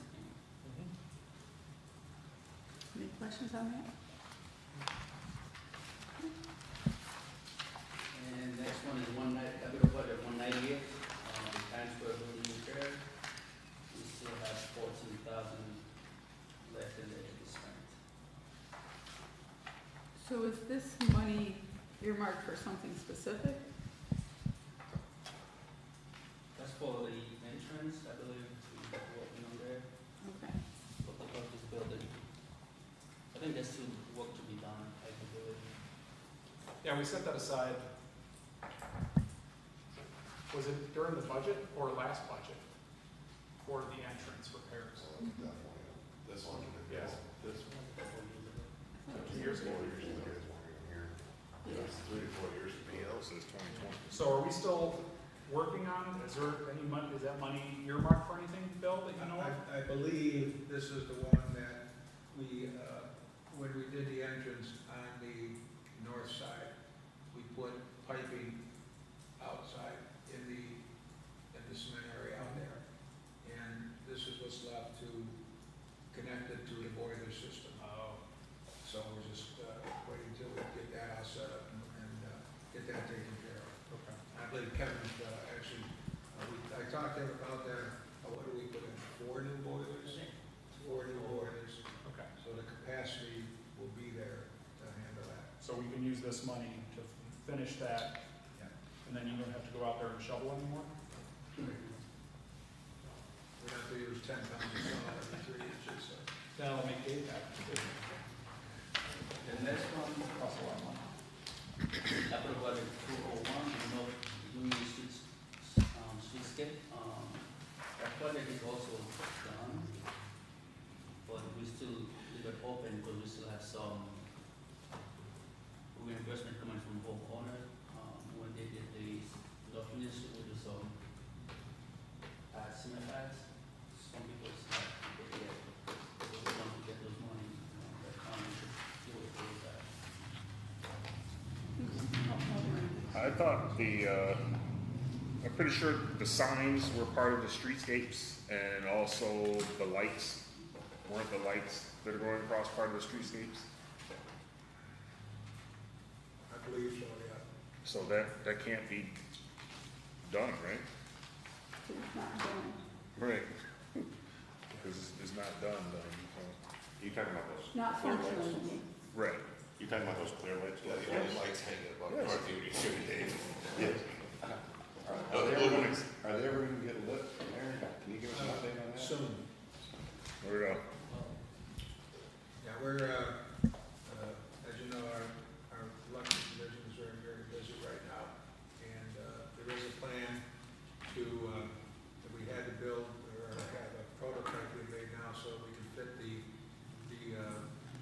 controls were designed to go into the poles. Well, that was part of the whole, found out they didn't fit.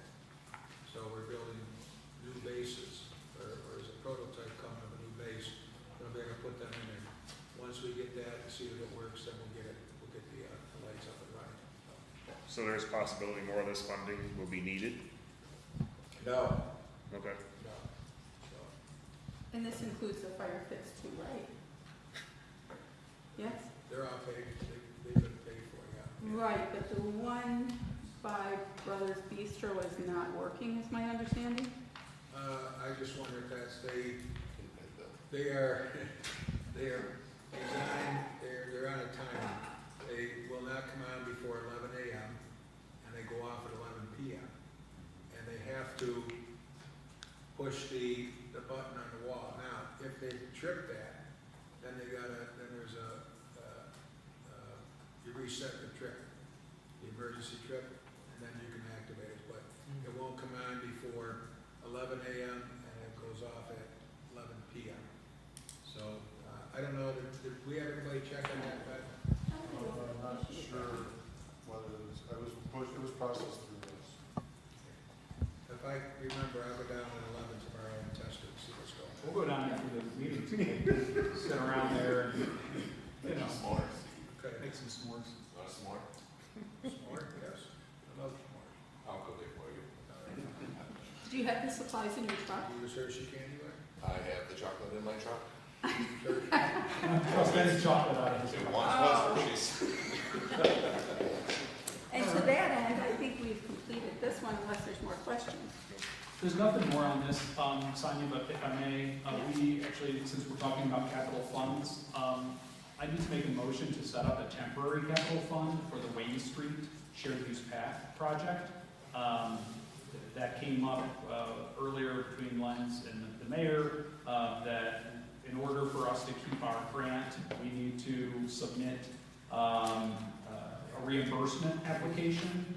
And so we've incurred, the council already authorized the mayor to sign the engineering contract to start the engineering work on that. And so for us to try to keep the $1.5 million in New York State money, we have to submit a reimbursement. In order to do that, we need to have a capital fund. So this motion would set up a temporary capital fund, for the Wayne Street Shared Use Path, with a formalized capital fund to follow next meeting. So could I get a second on that motion? I'll second that one. Okay, seconded by Alderman Robinson, all in favor? Aye. Aye, opposed? Thanks. Thank you. Losing battle. Okay. Kids these days. Anything else on capital projects? I think there's one more Okay. under there, Button Stadium. Oh, I'm sorry. No, that's. Yes, that's a separate item. Oh, I'm sorry, Lance, I didn't. Yep. Yes.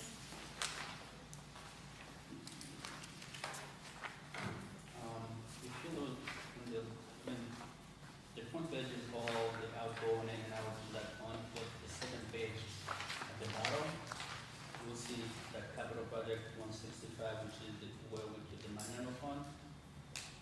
There's an outstanding balance in there for $74,000 in there. Because I see that it was listed on the agenda, and I wanted to make sure we got that information. So 62 of the 74 are specifically from the Indiana fund, correct? Everything is from the manual fund. I think it was 104,000. Because the first year we received 54, 91 the second year, I think we received 62,000 in the second year. Okay, so the first year is not counted, Lens? They're both on, if you look on the first page, beginning balance 54. Oh, just under beginning balance, okay, thanks. We talked about possibly separating this out into its own capital fund, so that's something maybe we want to do in the near future. Do you have any reservations with making that change? No. Tiffany, can you go ahead and make that switch for us? Add that to the next agenda to transfer Can you just The rename Manana Fund. this capital fund? would it Because he said that didn't know if we needed to keep a stadium capital fund. I was gonna line item, that was just from the big one project, right? Yeah. You think, didn't Nazim, you say it's easier to, I mean, we could move, because since there's already a record for 165 for the stadium, we could just create a new capital project for the minimum fund, so. Whatever's easier. Whatever's easier. okay. Because there's, the Manana Fund has to be used, the way it was set up, has to be used for the stadium, recreation, or youth. So, recreation, parks, and, or youth. So am I hearing that we should have the am I hearing the Bradner Stadium and then, or leave the Bradner Stadium in the line and just make this? Yeah, we'll create a new one, just to Yeah, keep it okay. clean, and move the money to the other. So then once we create that, this will have a zero balance. That is zero balance, yeah.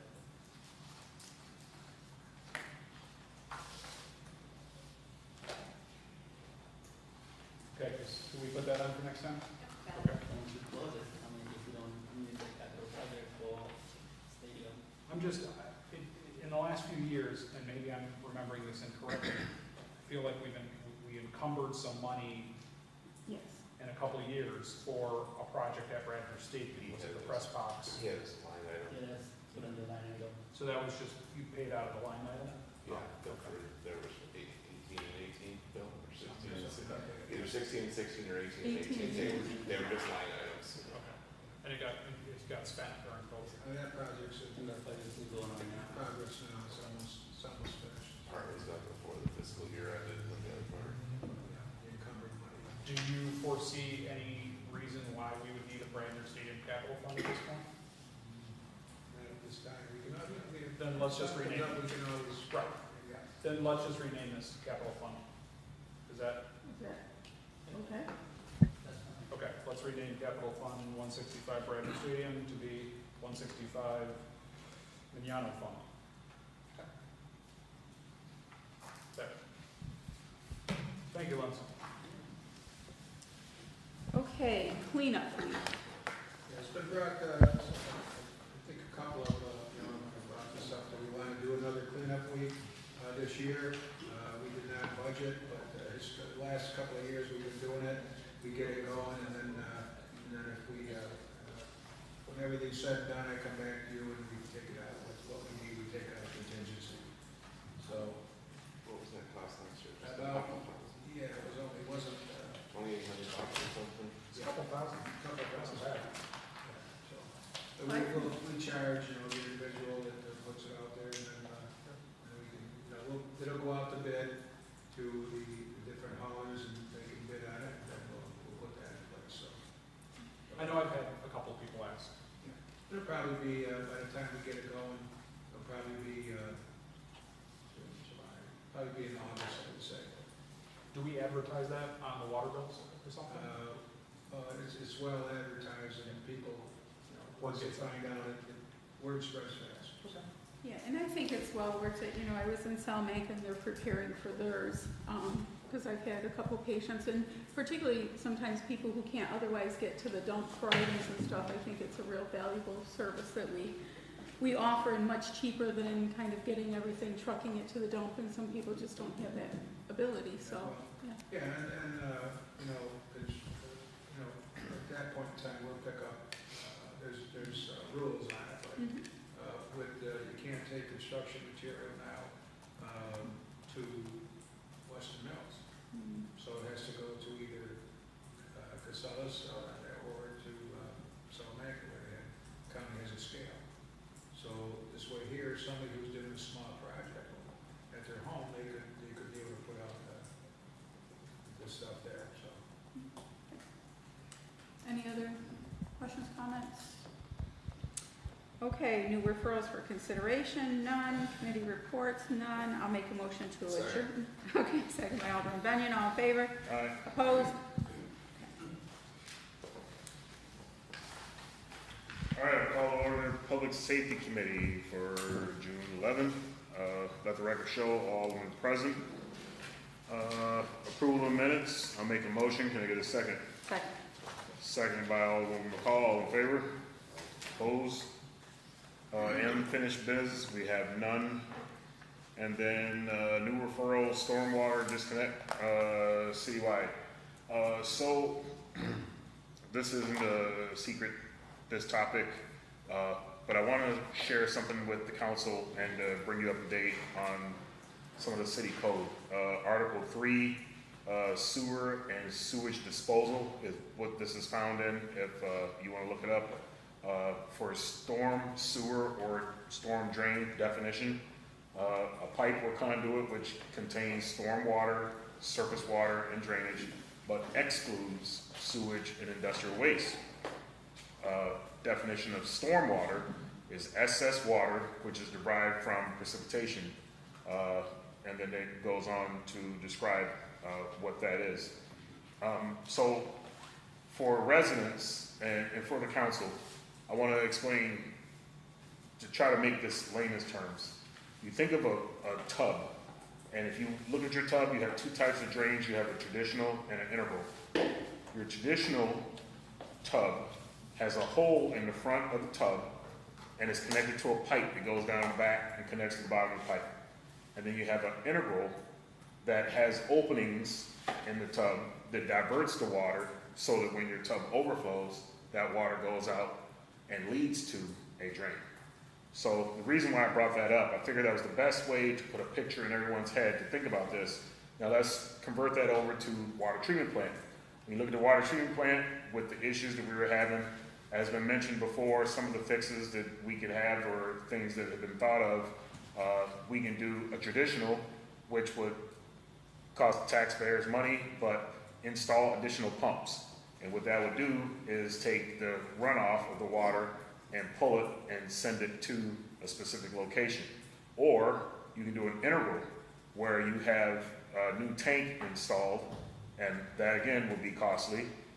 Install a new tank, whether it be next to it or what have you, and that way as the sewer tank overfills, it will have a way of running off to release or relieve that excess water. Third solution, alternative, is to attack the storm drains or the storm water that is getting into our sewer system. So I wanted to bring this up because we're a lot of times, and I purify water, and a lot of times you hear a lot about parts per million. And I'm just going to jump to that right now. It was reported, and the release, the city release from the city stated that there was 186,000 gallons that were released into the city. It was determined that it was 46,500 gallons that was untreated. That's your poop. And then you have your diluted, which is 139,500 gallons of stormwater.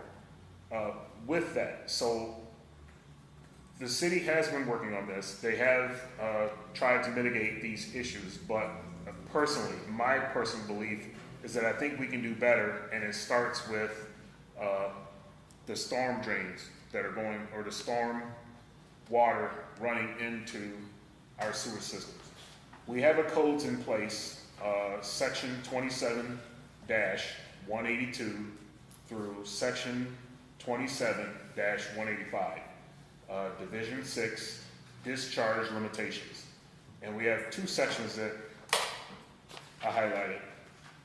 One, stormwater and all others of unpolluted drainage shall be discharged to such sewers as are specifically designated as storm sewers. And then the next section in that, it says discharge of certain waters and wastes to public sewers are prohibited.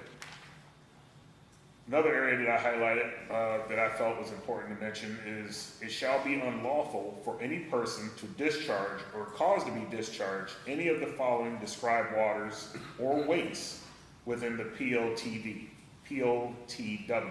POTW stands for Publicly Owned Treatment Works. And then lastly, any stormwater, roof drains, spring water, I can't even pronounce that, that probably needs to be amended, tank, overflow, or the contents of any privy vault, septic tank, cesspool, discharge of effluent from any air conditioning machine, refrigerant, et cetera, et cetera. Basically, you cannot send anything down into stormwater but stormwater. So with that, 2 months ago, or it was in April, when this letter came from the city, I remember putting on the Public Safety Committee. I did not go back to review it. The statistics that I had found when I drove around, it was not a calculated statistic or anything. All I did was drive around to different wards to see who had water drains connected, or at least, I'm gonna say, that were going into the ground, because we don't know if they're connected or not, or where they lead to, but that were going into the ground, that were not disconnected from that in-ground and going out into the yard, like it was where they came out back in the 90s, I'm gonna say early 90s, mid 90s, or something like that. Mid to late 90s, it came out, I think it was, where we had to disconnect. When I went to Ward 1, and I drove around, and I'm just going from memory here, it is on the video from the last time, I think I counted less than 5 out of a whole street where these were connected. Again, I don't know if they're actually connected to our main line, but I would assume that someone should be checking those. I went down a couple other streets in that same area, and they all were connected except one. Then we went to Seneca Heights and drove around there, and again, we saw that a lot of houses were connected. If you drive down some of the number streets, you'll see that a lot of the houses are disconnected from that, and to me, that states, okay, while we're doing everything we can, I think if we can at least start with, instead of starting with, let's do a study to see if we need a tank, or let's see if we do a study to see if we need a new pump. Let's start with our connections to our sewage system. Let's start with making sure that every business, every residence, and whomever is disconnected from that, and see what happens at the next storm. And that way we can at least say, okay, now we know for sure all of these people are not connected. Now we can say, okay, we need to invest in the first two that I mentioned, either put in a new tank or install new pumps. And I think that's the best way to move forward to ensure that we don't continue to dump raw sewage into the Allegheny River. So at this point, I'm just hoping to get some type of feedback from the council and from the city as to where we go from here. John? Thank you for bringing this up, Vernon. Certainly this is an issue that I think, we all want to collectively try to address. But I want to know from our point of view, what is it the council can do? I found online earlier, City of Olean Office of the Plumbing Inspector, a notice to residents on stormwater disconnects. It doesn't have a date. I can't find a date on this, but it has to be, it said in response to an order imposed by the New York State Department of Environmental Conservation, the DEC, the City of Olean is implementing a program for removal of illegal connections to the sanitary sewer system. The DPW will begin inspecting the sanitary sewer system, and when authorized illegal connections are identified, property and building owners will be notified. Elimination of this flow from the sanitary sewer system will be required. And it just goes on to state, right, the separation that you're talking about between our sanitary sewer and our storm sewer. And it defines an illegal connection as a connection that permits extraneous storm-related water to enter the sanitary sewer system. As long as I've sat here for 8 years, every year we've tried to make, and you're right, I think we're making efforts to improve and mitigate the problem that we're having the sanitary line overflow into the Allegheny River. But every time I hear of an improvement we make, that this is going to be the final fix, it's not the final fix. First it was, we bought generators and alarm systems and lining of, $250,000 worth of lining of sanitary lines, sewer lines around the city, and things like that. So I mean, there's no question, the 8 years I've sat here, working with the mayor and DPW, we're making those improvements. But where I feel that we could do a lot better is on enforcing the disconnects. Because it makes complete sense. If you think of a rush of a flooding within minutes of millions of gallons to overflow a system, it's going to be from all of our rooftops, those that are not disconnected, and going into the sanitary line. So by no means am I an engineer, but we know about this problem, and so I would hope that we could collectively work together to try to do something to fix this, even if it means that our residents get over to buy it. Thanks, Mayor. Respectfully, JR is I just, Brad, you may know, didn't they, or Benjamin, you may know, didn't they used to just run smoke tests through the sanitary system? There is a smoke test that you can run, yes. So I know there's a smoke test that you can run. When's the last time the city of Olean ran said smoke test to check for the illegal connections? I think it was late 90s, I believe. So what would it take to run a smoke test? So really, you'd secure an engineering firm, you'd give them a section of the city that you would want to target, and then they would go about performing a smoke test and identify residents that were not compliant. Residents and commercial? It's Yeah. all the same. I'm just asking because you just said residents, that's why I was asking. Yeah, any parcel. Industrial, any building, Any right? parcel or structure, yeah. Thanks, Brad. Mayor? Well, I think we should hire an engineering firm to look at this matter, like Brad said, like JR saying, where we should smoke test. I think we should immediately put together a request for proposal and get it out there and see what an engineering firm's going to cost us to do this. We've got to take some action on this. And by hiring an engineering firm, and once we have an idea what we need to do, that may open up some grants that we could get. So that's, I think that's what we should do. Thank you, Mayor. Sign? So what is the, Sorry. that's okay, what is the financial consequence for a business or a private property that is not in compliance? I think is that in our code? Did you read that? We have I don't remember ever seeing a punitive thing. So, we would have an enforcement response plan.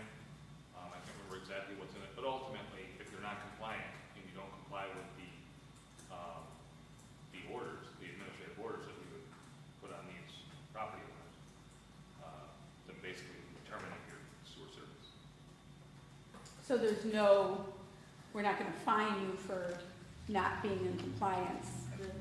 The general fine in the code for any non-compliance within the code is up to $1,000 or up to 15 days in jail. So we're not gonna do that, okay. Or jail. Hmm? Or jail? Okay, there you go. Thank you. Our favorite anticipation here, while we're waiting for the RFP to get proposed and bids to come in and so forth, that could take a good couple months. Is there any possible way we could put, everybody gets a water bill, in July's water bill, state the code on the back of the bill, and let the residents know that if you're not in compliance, this is your fine. I didn't know what the fine was, but you're saying $1,000 or 15 days in jail. Maybe they could read that and say, we're getting serious about this, and if you don't comply, these are what you're facing, possibly facing. We will find. And it's not gonna cost anything to put anything on the back of a water bill. And you can put that Alderman Anastasia said, that we will issue you a fine or throw you in jail. And if you don't comply, we'll build a roundabout in your neighborhood. Back, No, she won't pay for that either.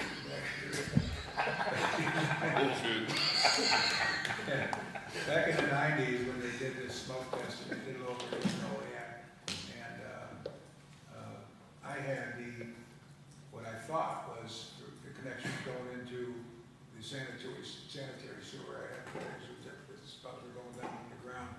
So I dug that up, and mine were going into a dry well. So I disconnected them anyways, because I already had it dug up, but that may be the case with a lot of people too. So that's why the smoke testing, I think, is important. And I understand why there's been hesitation. There's an expense to it. It's a large study that needs to be done. But I mean, I'll just say from my personal experience, I know when I bought the house, it was disconnected, and it wasn't, the water off my roof wasn't routed the right way, and it was getting into my basement, and I was having flooding in my basement, and I'm like, I see these I was already on the council, I see these pipes next to my house, and I'm like, oh, maybe I should just put the drain water in there. And then I think JR was like, yeah, you can't do that. That goes into the sanitary line, and I learned all about this. So the lesson is, it's not gonna make everybody happy. You may end up getting, if you don't, after disconnecting, route it appropriately, or install a drywall, or a French drain, or whatever they're called. You might have the water come back into your house and in your basement, and then you're calling your alderman saying, what the heck, Dave Anastasia told me I had to disconnect or I was gonna be thrown in jail. And so there may be repercussions, but I think information and education can help go a long way in this pursuit to improve this problem. Absolutely. And I want to piggyback on that. I remember the first house we bought in Olean. I think that was around the time when this first came about, and they said disconnect everything, and I was hesitant. I was like, why would we disconnect? But eventually I did it, and guess what? I did receive less water into my basement from it. So don't know if there was a connection there, or there was a leak or something that allowed the water to come in. But I think getting correspondence out to everyone, whether it be water bill, city website, social media, I think that's something that could be number one. And then getting some type of RFP out to get some type of engineer, I think that would be number two. And just start raising awareness that, hey, with all the complaints that are out there from Olean City residents that are saying, hey, we're fed up, I think that they need to comply. And then for those residents that are down the river and further down, that, hey, we are trying to do something, we are trying to make a difference, and we do care. And that, the city of Olean residents, we're gonna try this first and get that done. And if that doesn't work, then we come back to the council and try to find a way of obtaining funds and try to go more drastic route.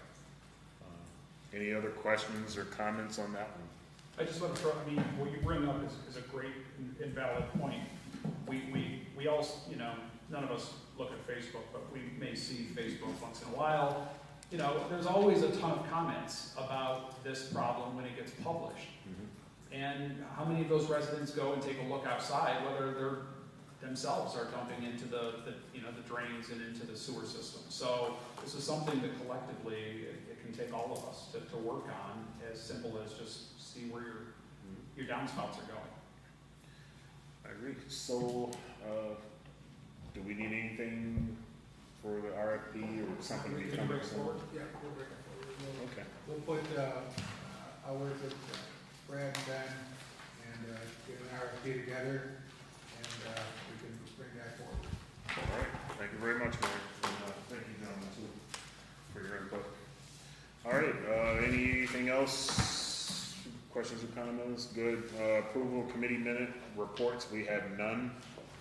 With that, I'll make a motion to adjourn. Can I get a second? Second by Alderman Crawford. All in favor? Aye. Opposed? We are adjourned from public safety. What's that? You want me to go? I don't know. All right, so I'd like to call to order the Youth and Recreation Committee. Please note all aldermen are present. Approval of the minutes of previous committee meeting, Tuesday, May 21st. I'll make a motion. Second. Thank you. Second by Robinson. It's easier to say the first name. Unfinished business. First, we have Forest Park, just checking in on the updates for Field 10 and lights. Benjamin, do you have any update on that? So the DPW has been working on Field 10. Engineering's gonna do some layout to confirm where the bases are gonna lay out, so they can work through the next step of that. The lighting at Forness, they're working through on that, and hopefully by the end of the month, we should have those two fields wrapped up. Is our last time, you say one of them was done, right? You're working on the second one? Is one of the fields done, right? We've had some setbacks with weather and some emergencies, so, yeah, so. Jen, funny, last time I think they said they had lights on 2 of the poles, not the whole field. I believe there's 7 poles on the field, correct, Ben? We've had, we've had, in the electric division, we've had some setbacks, not only with the untimely death of one of our employees, but also with the other one resigning and having to hire a couple of new staff there. And then with all the projects going on, the banners on the street, now we're putting up the high school graduation banners and that. So I had Ben reach out to a couple of contractors and see what some assistance would cost us to get the project completed. And I believe we came back with a price of about $27,000. That would get us some assistance. We could get the project done faster. But having said that, I'm not sure if we want to go that route and spend the extra money. Otherwise, it's going to take some additional time to get our electric division up to get it done. Does the electric division, for some reason, have to put the banners on the light poles, other than the fact that they have a bucket truck? Yeah, we get some help from the other divisions, but yeah, they got the bucket truck, so.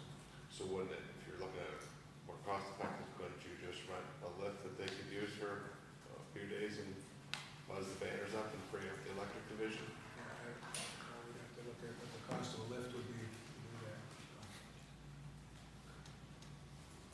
Mike, I don't know what a lift costs, we can buy a lift.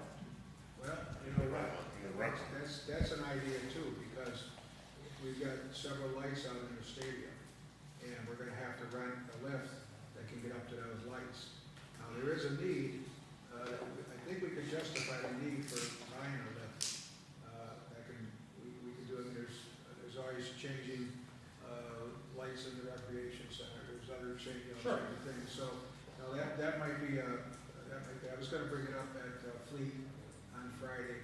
I mean, I have no idea, right? Like, if it's $27,000 to $50,000 and we could buy that, but to JR's point, which, I mean, I know it's been brought up in past discussions, is like, we have really, really highly skilled electricians, and they're putting up banners and taking down banners because they have a bucket truck, but if we could free them up and have someone else that is trusted and trained to put up the banners in a lift, But they're just, I mean, that makes sense. they're just different. I mean, like Bill's talking about the lights at Bradner and that.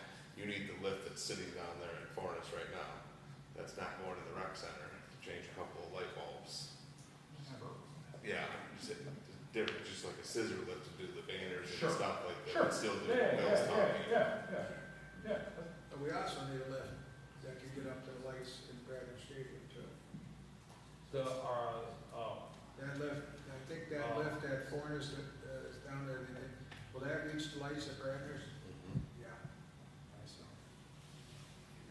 And, that's not, there's a couple of lights a year to blow out down there. We have several out right now that we have to look to get replaced, so. I mean, I would invite, if you could put together some thoughts on that, Mayor, that would be really helpful. How many feet are those poles at the stadium? At the stadium? Mm-hmm.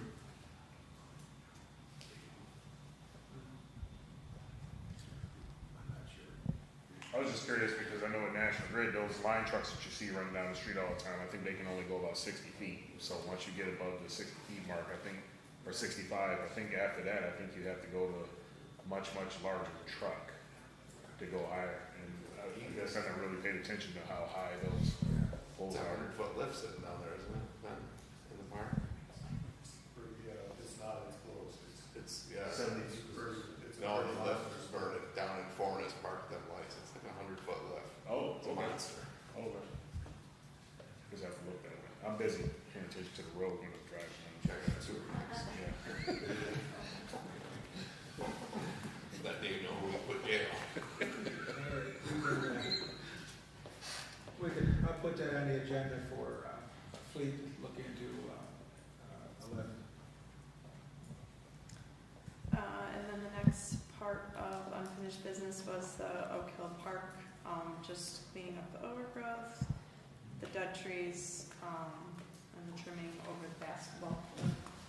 I think we're having a contractor cut those branches over the basketball court. We got a proposal for Oak Hill, it was a little over $13,000 to clean up the trees around the basketball court. So we talked that through, and that's been presented to the contractor. And then would that include like the Putnam Street, Fourth and Putnam, like on the backside of it, landscaping or no? For the dead trees, are the No, part not of the the dead project? trees, I think up, correct me if I'm wrong, like up the So, backside of the hill. well, I don't know. it's facing Fourth Street, on the left-hand side of the park, and then Putnam, and that kind of that corner. So we're just looking for kind of a final solution. I know the mayor's come up with a couple of solutions and ideas, but kind of a time frame to see when we might see some improvement there, I think is it. I know they last week they cut the Putnam side, so, and the Fourth Street side's getting pretty raggedy, so we'll have them cut that. And we have, Ally is back now in our engineering department, so she was working on the design that John Delaki came up with, so I've asked Ben to have her continue on that and get us some, as soon as we can. And then the trees, I know they were gonna replace, right? I think they've been replaced. Something that they've been replaced. Yeah, the contractor said they would, even though they were out of warranty, they would replace them this one time, so. I was up by there Sunday, and it looks like they've all been, they're all nice and green, so it looks like they've all been replaced. All right. Thank you. So, just because they've kind of died, I guess what I would want to know is there anything we can do to help them stay healthy? You know, whether or not it's, John Delaki has some ideas or something, because we just don't want them to die. Again, they're cool trees, right? Is there something we need to do differently, or do we need to feed them or talk to them, I think that's the alderman's responsibility of that board. I'll be their dog whisperer there. So, well, but what killed them? I guess I would kind of like to know if there's something that killed them. Is there something we can do to prevent it? I think the alderman needs to go down there and put some miracle grow on. I mean, could we check with the greenhouse? Sonia, What? maybe we could check with the greenhouse. So how about I will ask Pleasant Valley what ideas they have, and Miller's. I'll do a sweep as I go through each one every week anyways. So, no, I'll ask them, because I think that, having some ideas, let me put that in my planner to do that, John. No, I think that's a great idea. I've got a really busy schedule right now. I don't know if I can get down there. You got some stuff. I'll call. I see them every week anyways to buy plants, so. It's in my agenda. Thank you. Can I say something before we? Yes, go ahead. No, not anymore. Just real quick, since we're already here this long. I do want to thank, let's see, the water department, the DPW, the mayor's office we had some broken water fountains around town. And so, gave them a heads up. Obviously, a lot of people are using the trail now, so that water on the trailhead there, right on West State Street by 20th Street, so that's working. And then also they ordered some parks, I believe, Brad, for Oak Hill Park for the water fountains. So hopefully we have water flowing throughout the parks across the city pretty soon. So, thank you. Anything else? Yeah, I sent an email out to everybody about the fencing that was offered to us by the Booster Club. I did hear back from several of you. I think we have a consensus that it's a good deal. And I just want, I think, as a couple of you said, let's just pay for it. But I think this would be a good use of the Mignano fund, pay that, and get the fencing. Okay, I'll put forth the PLA for next council meeting. All right. New referrals for consideration, none. Committee reports, none. Motion. Motion. Thank you. Woman McCall. All right, second. All in favor? Aye. Enthusiasm.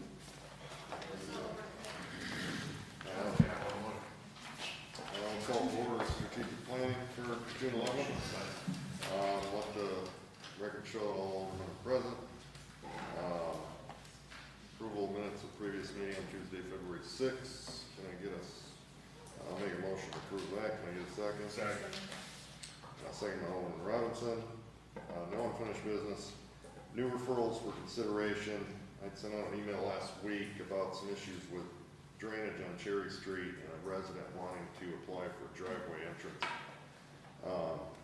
at 1356 Goodrich. I asked Ben to see if he could look at that or have an engineer look at that and see what sort of solutions we might want to come up with. Cherry Street's on the border of the city, so the city line runs down the center of it. If you drive around and look at our boundary streets, you'll find that we don't pay as much attention to them as we do everywhere else. It's kind of how the world tends to do things.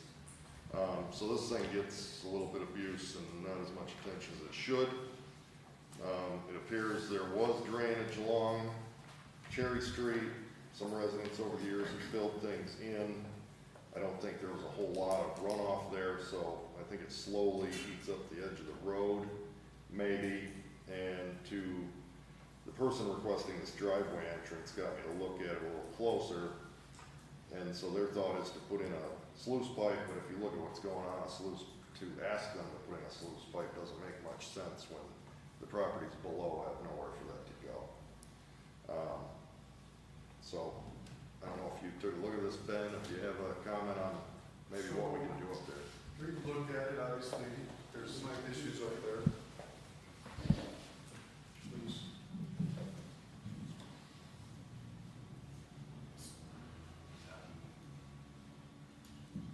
So we did go up and take a look at this. Obviously, as you mentioned, the road is shared town and city. There's some drainage issues up there, as you mentioned, with the new development, it's kind of exacerbated those issues. So I think that you're right, we need to have the city engineer look at this, and this street probably needs to get put on a list and updated to meet our current standards so that we can address the drainage issues. The driveway permit, I guess my understanding is that permit's been granted. So they have the ability to do that. At this point, I do think there should be some sort of drainage there, as we do have drainage issues already. I don't think that if they don't put drainage in, they're going to be coming back to us complaining about drainage going in. But it also be noted that once they put that drainage in, that now becomes our responsibility to maintain it as we move forward. So depending on what happens with the design, and if that's the choice, is to move forward with the design on that street to improve it, to be able to handle the development that's being asked for up there. We'll have to work through that and make sure that everything's sized appropriately. I don't believe, as part of the driveway permit, which was done prior to me, anything was looked at or reviewed as to the sizing of any of the drainage.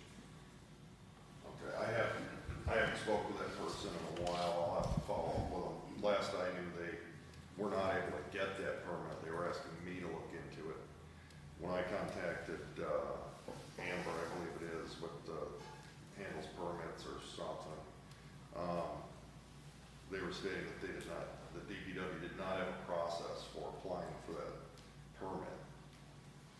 Okay.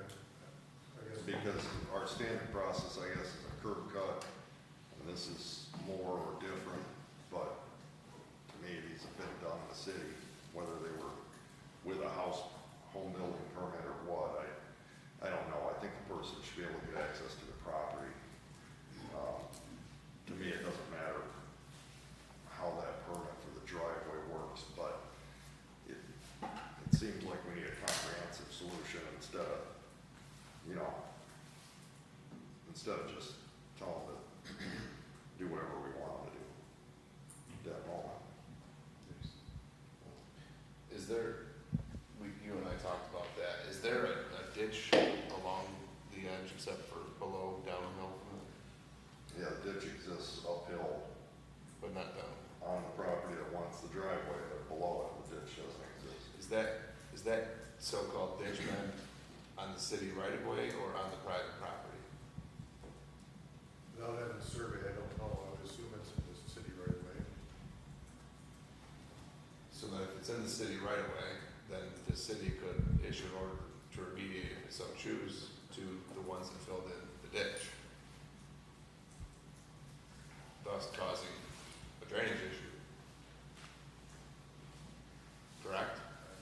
I'm not sure how to get into that. And if it's not in there and it's on private property, then the resident, in my opinion, and we talked about curb cut appeals before when Robert was still here, and we never circled back, and we were gonna kind of solidify that.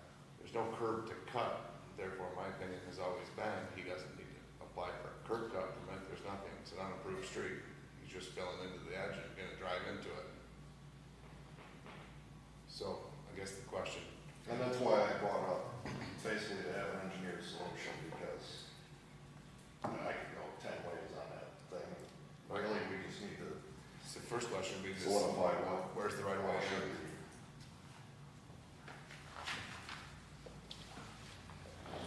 be. And Jason, just so, as it's a shared, I mean, that's a unique situation. I don't think I recall a situation where we share the road with the town. So if any work is done on that street, who bears the cost? Depends on what side of the street I would have. So if you pave the street, We're gonna pay back? we just pay half of it? I think we do, or we pay for half of it.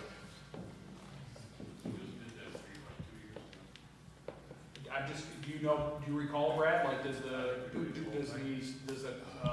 they submit reimbursement or any sort of money back from the town? I don't think so. I think the town maintains the ditch on the town side. Also. I think the town maintains the ditch on the town side. Yeah. But as far as the road is concerned, I don't believe we received any reimbursement from the town for the paving of the street. We have manholes and such on that street, so whether it falls on the town side or the city side, but we just did it, with the CHIPS funding or touring or whatever the case may be. We just did that street. Year before last, I think. Is it an improved street? No, it's unapproved. It's an unimproved street. Okay.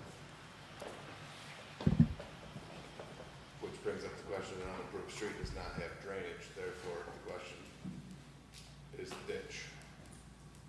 So if an unapproved street doesn't have drainage, he has the ability to put that in there. He's not to keep some drainage that wasn't put in by the city on an unapproved street that doesn't exist. As long as he's not then conveying water onto his neighbor's property, he should have every right to just fill it into road level, drive across it. Sounds good to me. Maybe that's why the neighbors did that. And again, I'm just gonna go back, and that's why we're gonna have a conversation about a right-of-way which grants public utilities and access, not so much that you can't have it level or what depth it has to be, so. So I guess my fairly immediate request would be to, if we can find out if this person's request was granted, if it's the case, then concern is nearly over, but the unimproved bit of the street is still an issue. I don't have any specific complaints, but, so at that point, you have the DPW to continue. I'm concerned about this person getting access to the property. Do they have access now? They do not. They'd have to cross a ditch. They There's want, no access they to want, this property at all, no, because they'd have to drive through a ditch. so how do they, is there a house there now? Yeah, from Goodrich, there's a driveway, short driveway to the, So they have access to it. yes, but you can't. There's no traversable path through the property to the backyard unless you come in from Cherry. So they're trying to access the backyard. Yes. Property. Yep. So they have access to the property from the developed street. Mm-hmm. They're looking to get access to the backyard from an undeveloped street. Yeah. Okay.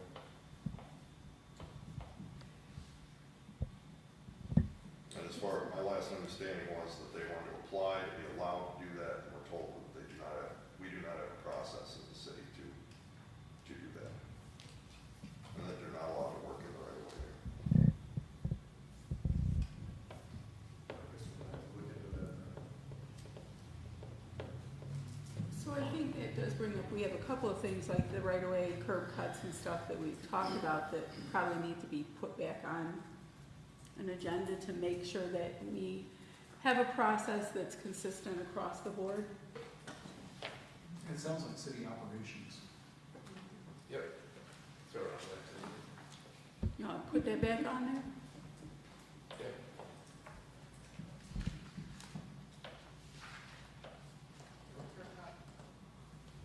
Curb cut process, right away from it. Ditches and moats. Or the process and right away permits?